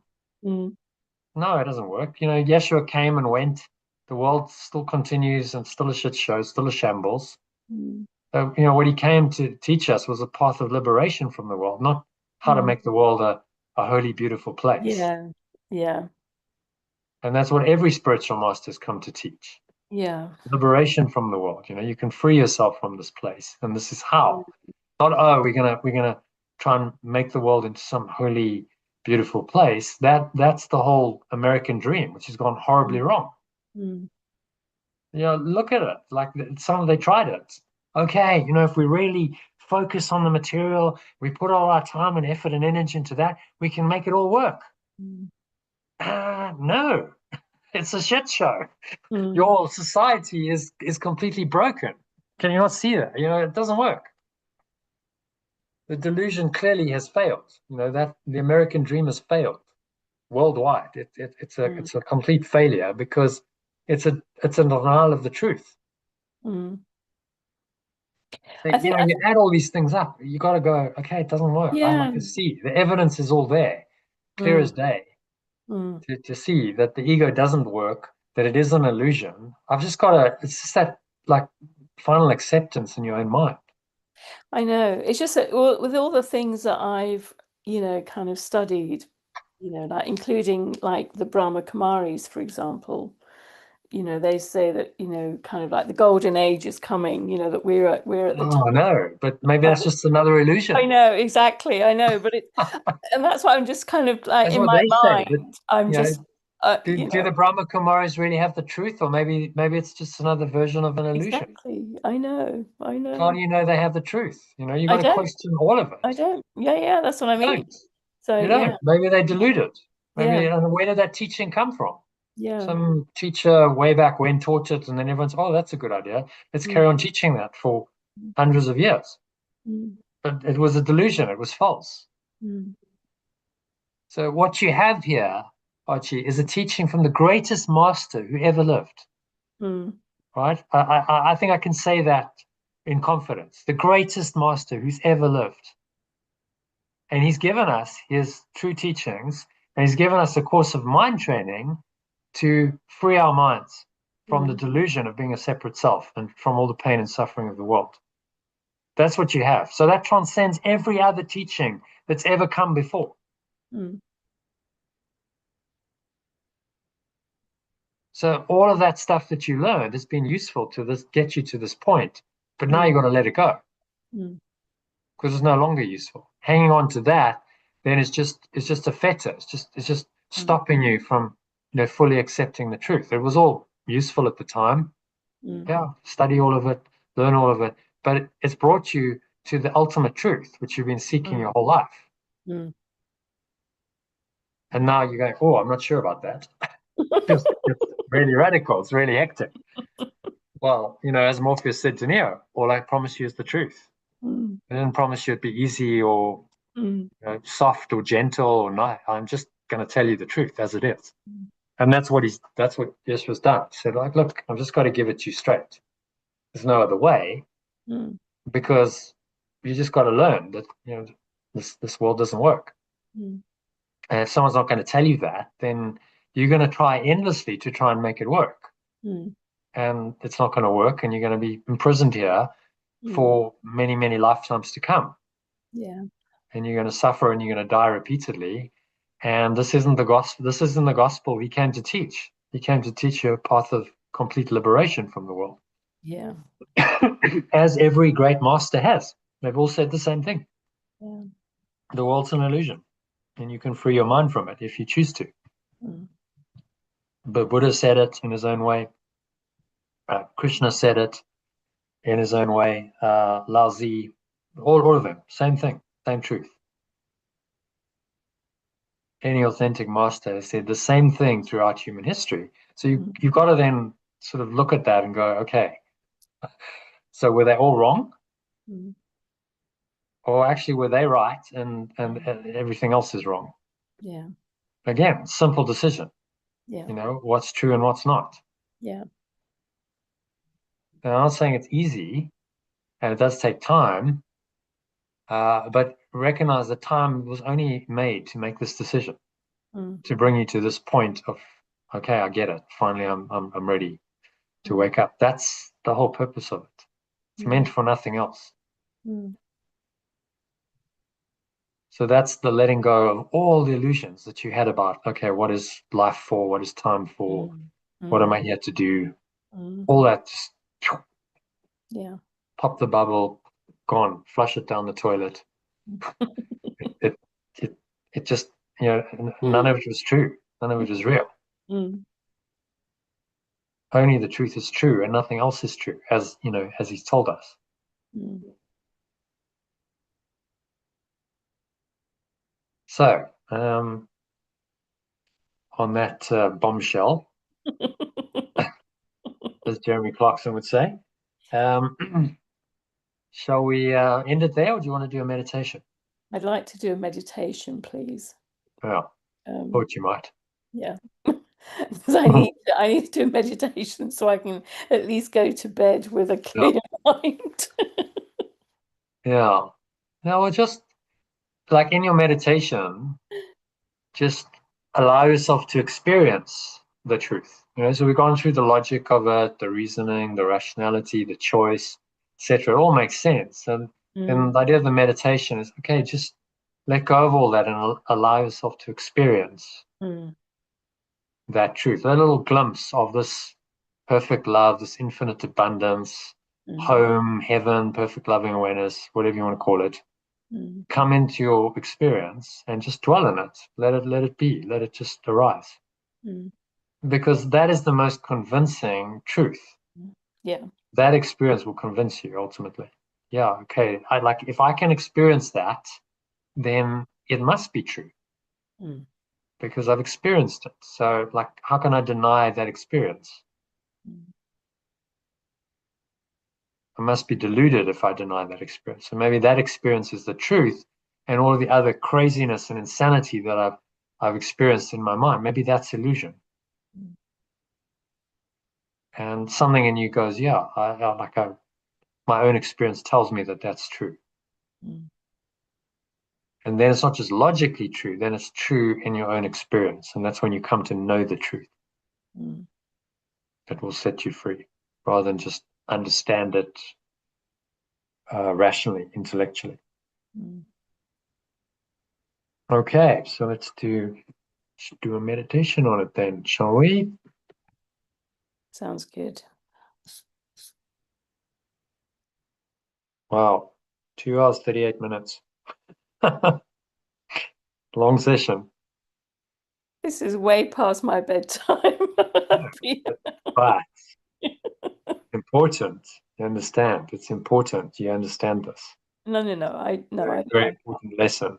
Yeah, There's yeah, nothing better that you could have yeah, done with your time yeah, yeah. No, I that's completely just agree. Yeah. brought you to a decision point. Like, Mm, okay, mm, like I've got to make this choice. mm. Isn't And it funny? I thought I'd made the choice, and then all of a sudden now these doubts have kind of resurfaced. yeah, It's really, you think you've made the choice, and then you realize you haven't really made the yeah, choice fully because you've yeah, still got doubt in your yes, mind. There's yeah, still uncertainty and there's still difficulty. yeah. And that's an indication, okay, you haven't fully Mm, chosen because that choice goes deeper, mm, way, way deeper than you're consciously aware of. yeah. Yeah. This choice is so deep seated in Mm, your psyche. And so mm, you've got to go into that depth mm, to make the choice. And that's why we practice, we meditate, we go mm, to this length in these discussions because mm. it's such a deep seated choice. You've really got to look at it. Yeah. Just reading this for what, 14 paragraphs, you could read it in 5 minutes. Mm, It's not deep enough, is it? You're not going to really go and explore the depth of it. You're like, yeah, okay, that's nice. All right, put the book away, carry on with your life. mm. Nothing much has changed. But when Yeah. you really explore it like we've done, and you really Yeah. ask these questions, Yeah. then Yeah. you're like, okay, whoa, like Yeah. like, this is seriously profound stuff. Like what he's Mm, doing is like mind changing, life changing, mind bending, earth shattering, world changing. You know, it really is. mm. When you fully understand what he's saying, Mm. it's like it's revolutionary. Yeah. It's radical. Yeah. But maybe that's what's needed to free you because nothing else has Mm. worked.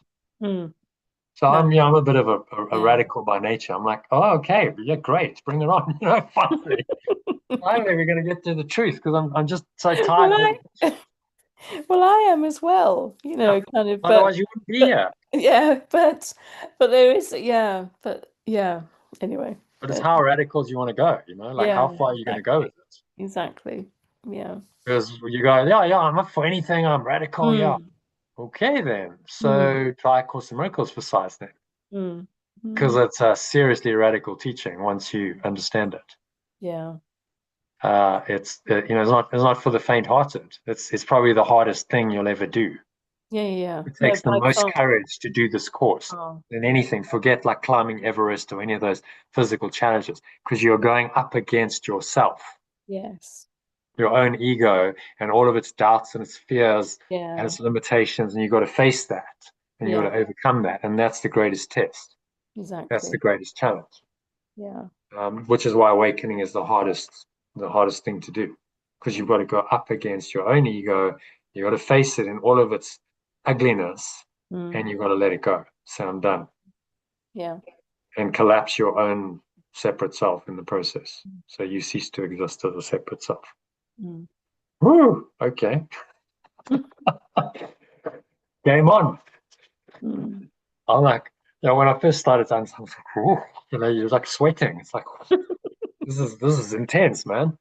Like when Mm. I got into this, I didn't know what I was getting into because I kind of thought it was a little extension to my ego. This was nice. I could learn this course. I understood some of the concepts. It was cool. I could be a spiritual teacher. That's honestly how it started. Mm. Oh, I want to know miracles. This is cool because, like my ego likes the idea of being a miracle worker. Mm. Uh, and, having the same kind of power as Jesus did. Yeah, great, great. Bring it on. But Mm. all of that was ego delusion. Mm. It wasn't, I mean, it got me into it. So, okay, it worked for for that time in my life. It worked me to get me into it. So, okay, it was all so the next step. But when you take it further than that and you go, woo, Mm. okay, what does this actually say? Mm. Wow, this is like breathtaking, like, Mm. oh, like sometimes like so intense. I go like, Jesus, just get me out of here. This is like too much. Mm. Like I want to get out. I want to escape, but there's no escape. Mm. I've got to ultimately face it and accept the truth. There's no way around it. Mm. I can delay it, and as much what most people do is Mm. avoid making the choice, delay it, distract themselves. Oh, I'll find another path. I'll find another way. I'll sidestep it. And there's many ways of doing that. Even in spiritual terms, there's many spiritual seekers who don't really want to find the truth. They just want to be a seeker. Mm. Let's be honest about Mm. it. You were probably one of them, Yeah. but life has brought you here to like, okay, Mm. finally, you said you wanted the truth, so here it is. Mm. Can you take it? Yeah. That's the question. Do you have the stomach for Yeah. it? But you do. There's a part of you that's way more powerful than you know. Like, Mm. yeah, absolutely. Just bring it on. Bring it on. I'll go the whole way. Mm. I'll go the whole way. But not everyone's ready for that choice. I realize that most people aren't, which is why there's only two of us here. Mm. Because it's like seriously intense, hectic Mm. stuff that you're dealing with, which most people would be like, oh, that just sounds way too much like hard work. Why don't you just switch on the TV and watch some sitcom or inane movie, or because it's easier, like you don't have to like go through this internal struggle. Yeah. But then what happens to those people is they suffer and they die Mm. and they come back again. So because they didn't really get it, they didn't really understand what life is about. Mm. They were asleep, in other words. So Mm. do you want to be one of those? Or you want the truth? Mm. That's what it comes down to. Are you going to be one of the red pills Mm. or the blue pills? Mm. Red pills, you choose to awaken, you go through, yeah, difficulty, trauma, challenge, it's all there, Mm. but you know the truth and you're free. Yeah. Or blue pill, go back to sleep, believe whatever you want to believe. Those are the choices stated so clearly in that brilliant movie. Mm. All right, so let us dive in then to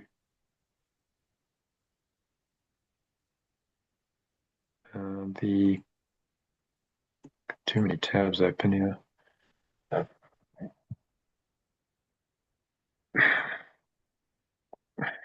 That's a faulty tab. Let's get rid of that. And there we go. It should work now, or should it?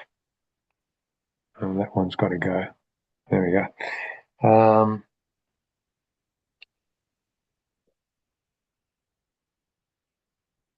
To Windows T.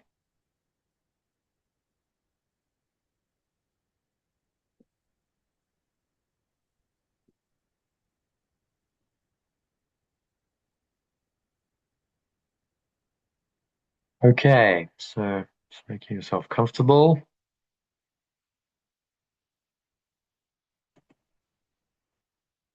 This is a meditation on today's workbook lesson, which is lesson 155. Very, very profound lesson about letting go of control, surrendering to God. So we're going to just meditate on the key idea of it for maybe 20 minutes. So just sitting comfortably, your feet shoulder width apart, your back straight. Cup your hands in your lap. Close your eyes. Start off with a nice deep breath in through the nose. So breathing in, noticing how the stomach rises and the chest rises. Subtle flow of air in through the nostrils. Just pausing at the top of the inhale. Smile. Scan your mind.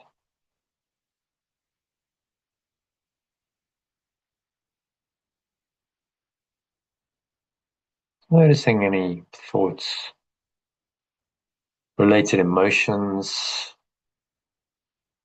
going on for you. Particularly anything that feels negative, limiting, contracted, constricted in any way. And realize that this is coming from your own denial of the truth. You're trying to control the world. So just breathe in. You're going to invite the truth of today's lesson in to counter all that. Say, I will step back and let Him, being the Holy Spirit, remembrance and perfect love, lead the way. Or I would walk along the road to Him. In alternative language, say to yourself, I let go of trying to control anything and allow perfect love and infinite abundance to lead the way. For I choose to follow the path home to perfect loving awareness and infinite abundance. As you exhale, just let go of anything that in you that seems to contradict that. There's a little voice that's saying, oh no, that's not true. Oh, that's dangerous. No, don't let go of control. To maintain control, oh, it's going to be a car crash if you don't control it. Just let go of that resistant voice. Blowing it all out with the breeze of your breath. A dark cloud or black smoke.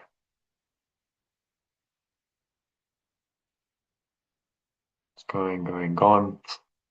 Pull the stomach into the spine. Expel the last remaining air out.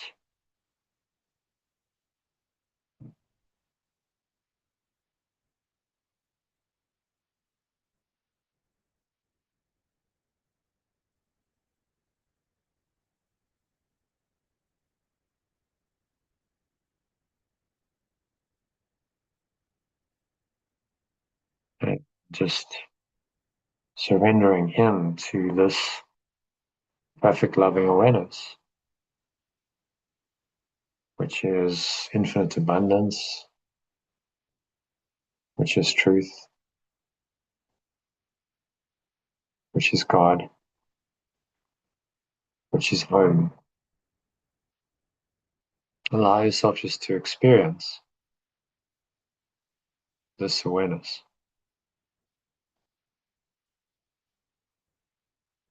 There's really nothing else to experience. There's nowhere else to go. There's nothing else to do.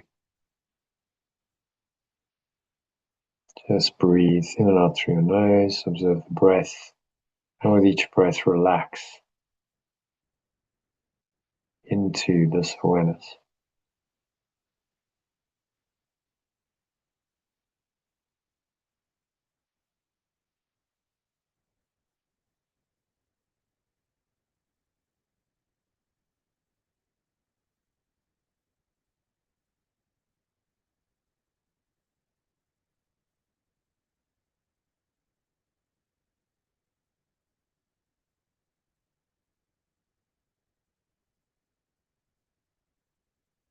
sinking deeper and deeper.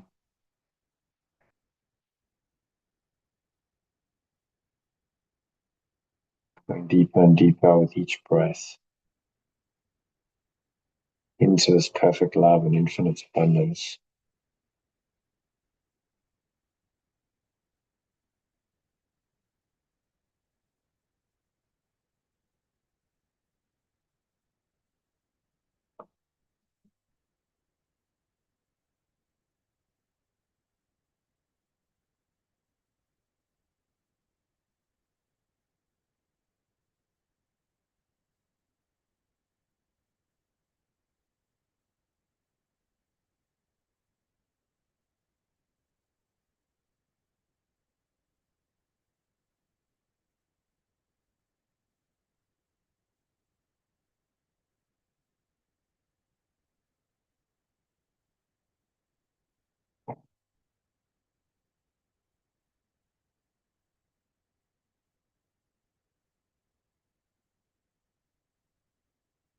Just relaxing into this awareness. Nothing else you need to do. No other thoughts are needed, relevant. Just allow yourself to experience this perfect love and infinite abundance in your own experience right now. It's now or never. There's no past, there's no future. So you experience this now or you never experience it. So drop your resistance and just allow yourself to experience it right now without hesitation, without doubt, without any reserve. Step back. In other words, let go of trying to control and allow perfect love and infinite abundance to lead the way, to bring you this experience, to reveal themselves as they really are to you in your own experience for the rest of this meditation, to show you the path home to them, to this perfect loving awareness and infinite abundance that is your true nature, your reality, your home.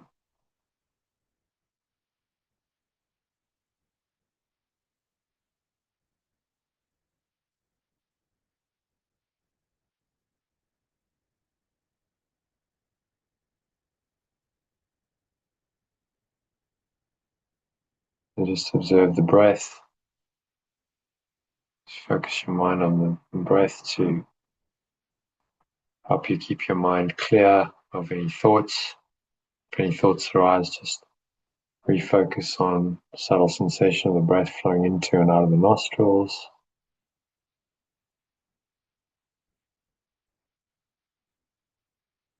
And allow your mind to rest in this perfect loving awareness.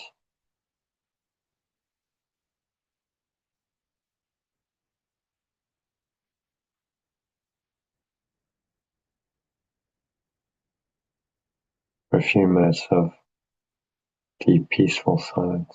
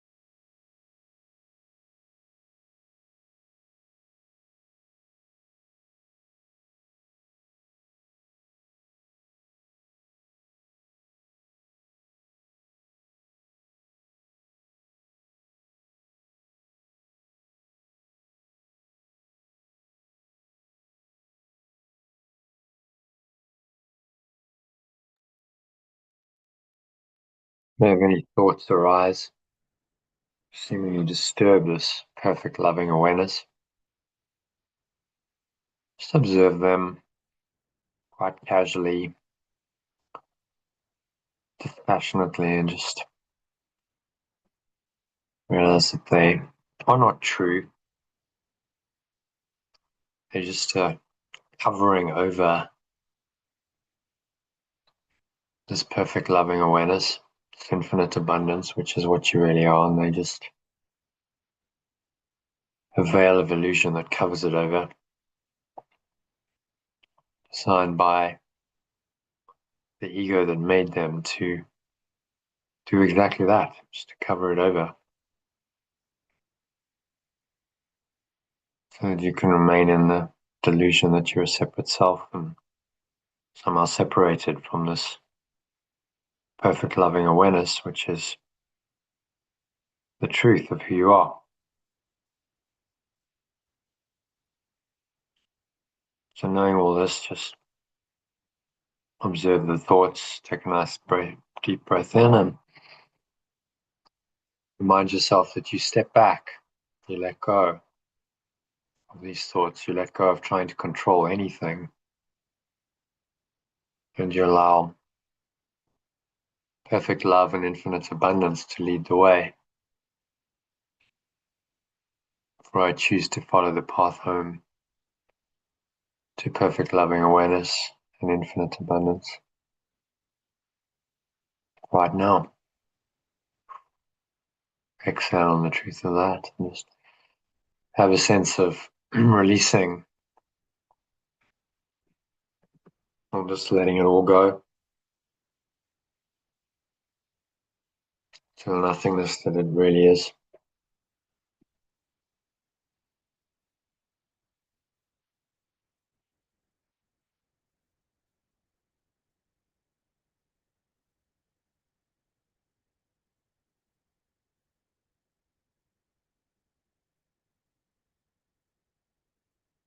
Blowing it all away, the breeze of my breath. The nothingness that it really is.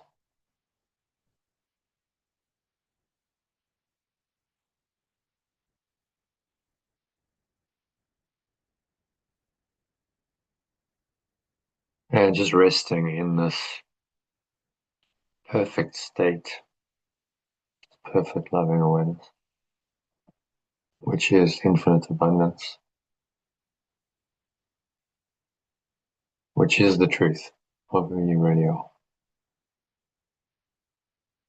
Give yourself another minute or so of this divine experience. Allow yourself to experience the exquisite peace, joy, love, bliss, even of this state of mind. Allow yourself to experience this for another minute or so of deep silence.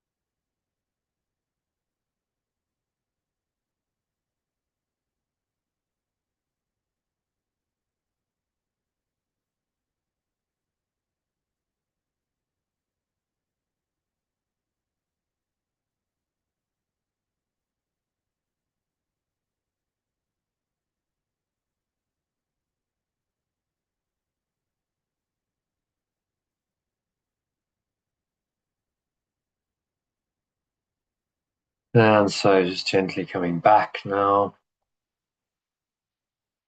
bring your awareness back into the body and the senses and the world. And on the count of three, you're going to open your eyes. So 1, just breathing in.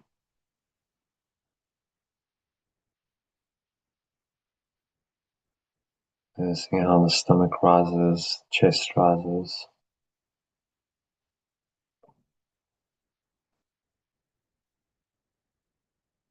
Subtle flow of air in through the nostrils.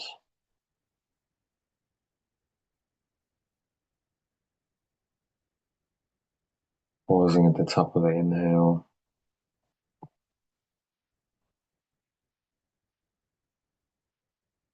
Smile, scan your mind.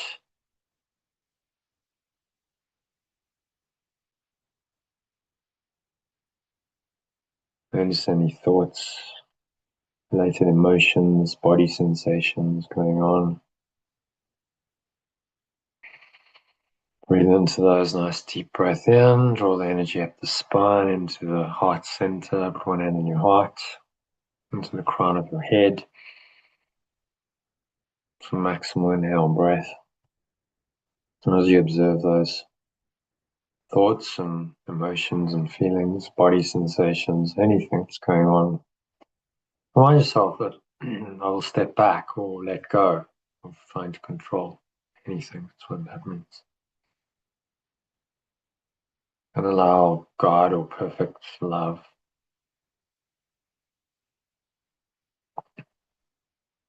and infinite abundance to lead the way. I choose to follow the path home to perfect loving awareness and infinite abundance. So where are you going?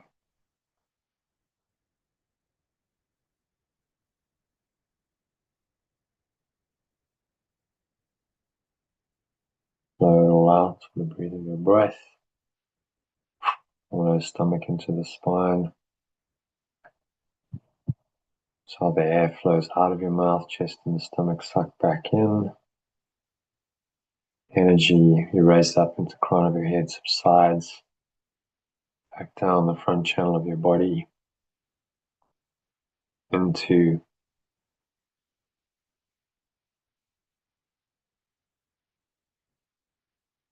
the lower stomach, your groin, your buttocks.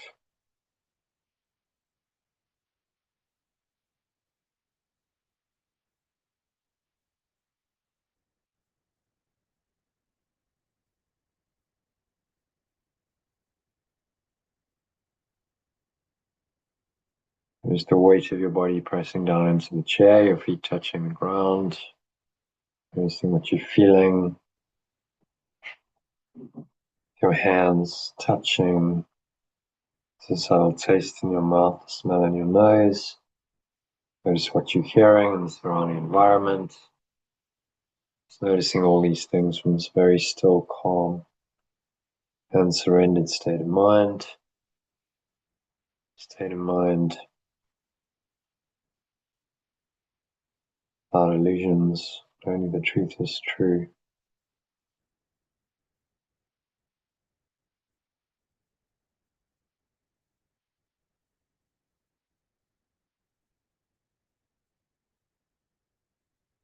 Acknowledge that. Anchor it in. Remind yourself one more time of this truth by saying, I let go of trying to control anything and allow perfect love and infinite abundance to lead the way.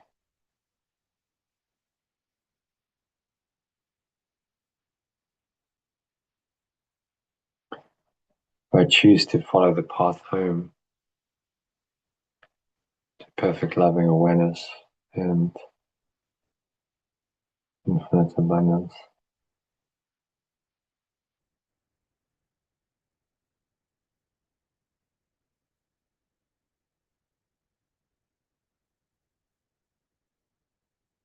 So it is said and so it is done. anchor the state in, connect with it. This is your true nature. This is your original state. Now your default state of awareness.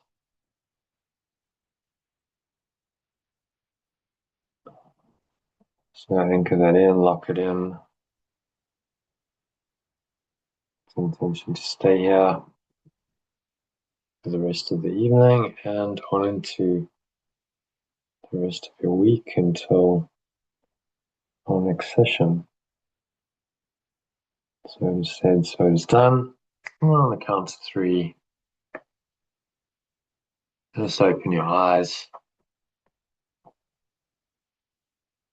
Just taking a look around.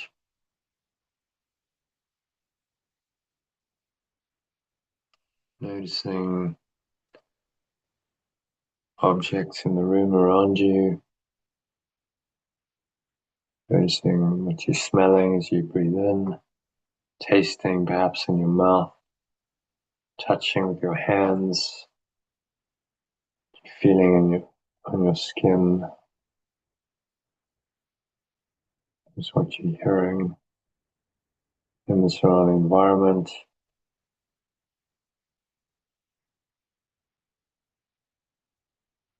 And noticing the room around you, just whatever objects, furniture, walls, etc. Notice all of that in this very peaceful, surrendered state.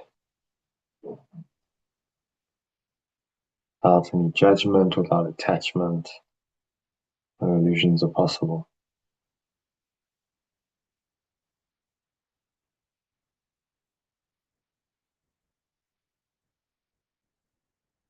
So it is said and so it is done. Anchor the state in. Stay in this lovely, free, perfect, loving, infinitely abundant state. The rest of the evening and on into tomorrow.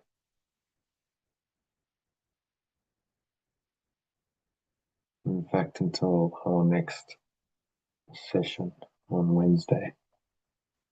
So that brings us to the end of the meditation and tonight's session.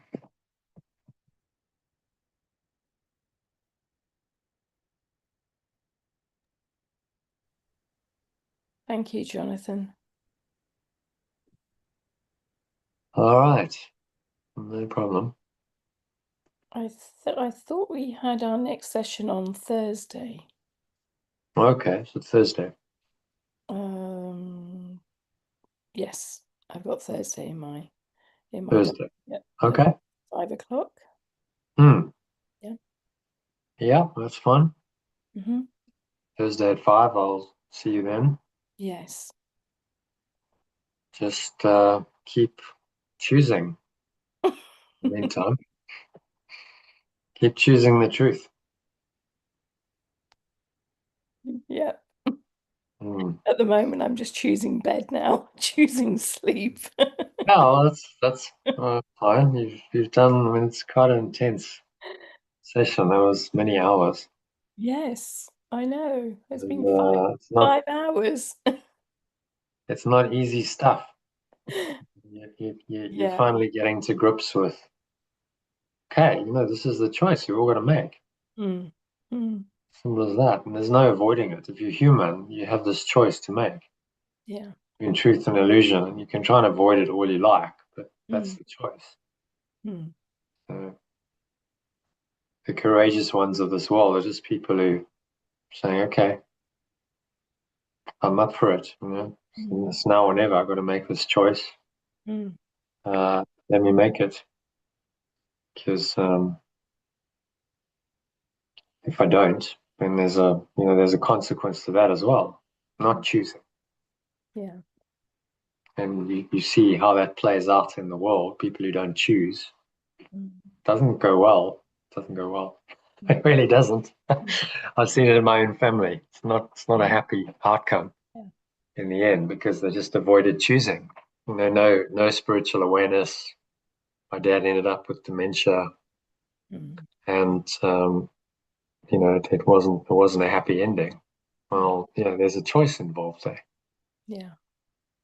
So just use your time wisely and choose. And in the end, you will. In the end, you're going to choose this. You understand? There's no resistance. Yeah. In the end, so you may as well go, okay, we'll just get over it. Let's just do it now. Yeah. But the ego can come up with many reasons why you shouldn't make the choice. So you just got to be aware of that. And those then become your forgiveness, your letting go opportunity. Okay, just let it go and keep choosing the truth. All right. So on that note, I'll leave you to the truth and bed, and I'll see you on Thursday evening. Yeah. Great. Okay. Thanks, Thank you. Good night. Namaste. Yeah. Namaste. Bye for now. Yeah. Bye-bye.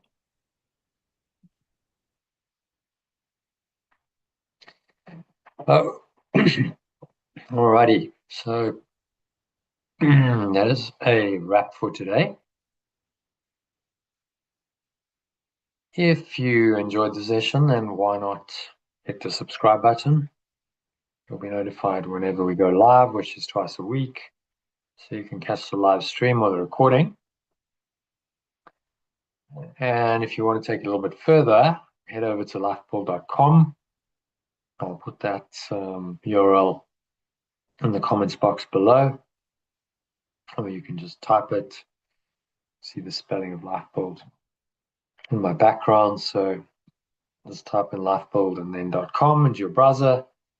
And you can sign up to my free Telegram group where you can receive messages very similar to the email that I showed you today. You get a daily quote, you get some comments on that kind of blog post, all in Telegram, not an email, obviously.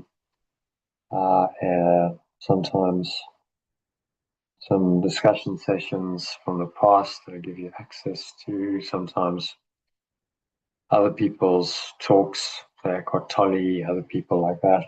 And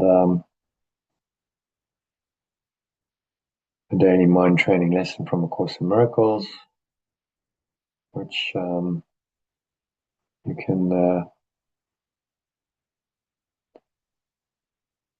use to help you do this kind of work and do the mind training in both the original alternative form and or as a shorter breath break, sometimes a longer meditation to help you practice the lesson, as well as invitations to join these live sessions. So a lot in that Telegram message. It's a series of Telegram messages every day. Check it out, or at the very least subscribe to the channel, and you'll be notified whenever I go live. So hope to connect with you in the group, perhaps in one of these live sessions. You're welcome to join us. You'll be notified of that in the emails. You're welcome to join for 3 weeks at no charge. Enjoy the full benefits of being an Ask Let Go club member. 3 weeks no charge. Check it out at theaolt.com. Or go to lifepool.com to sign up to the Telegram group. I look forward to connecting with you soon. Thanks for watching and listening. And namaste, which means the simple truth in me acknowledges and honors that same abundant truth in you. And wishing you much love, peace, and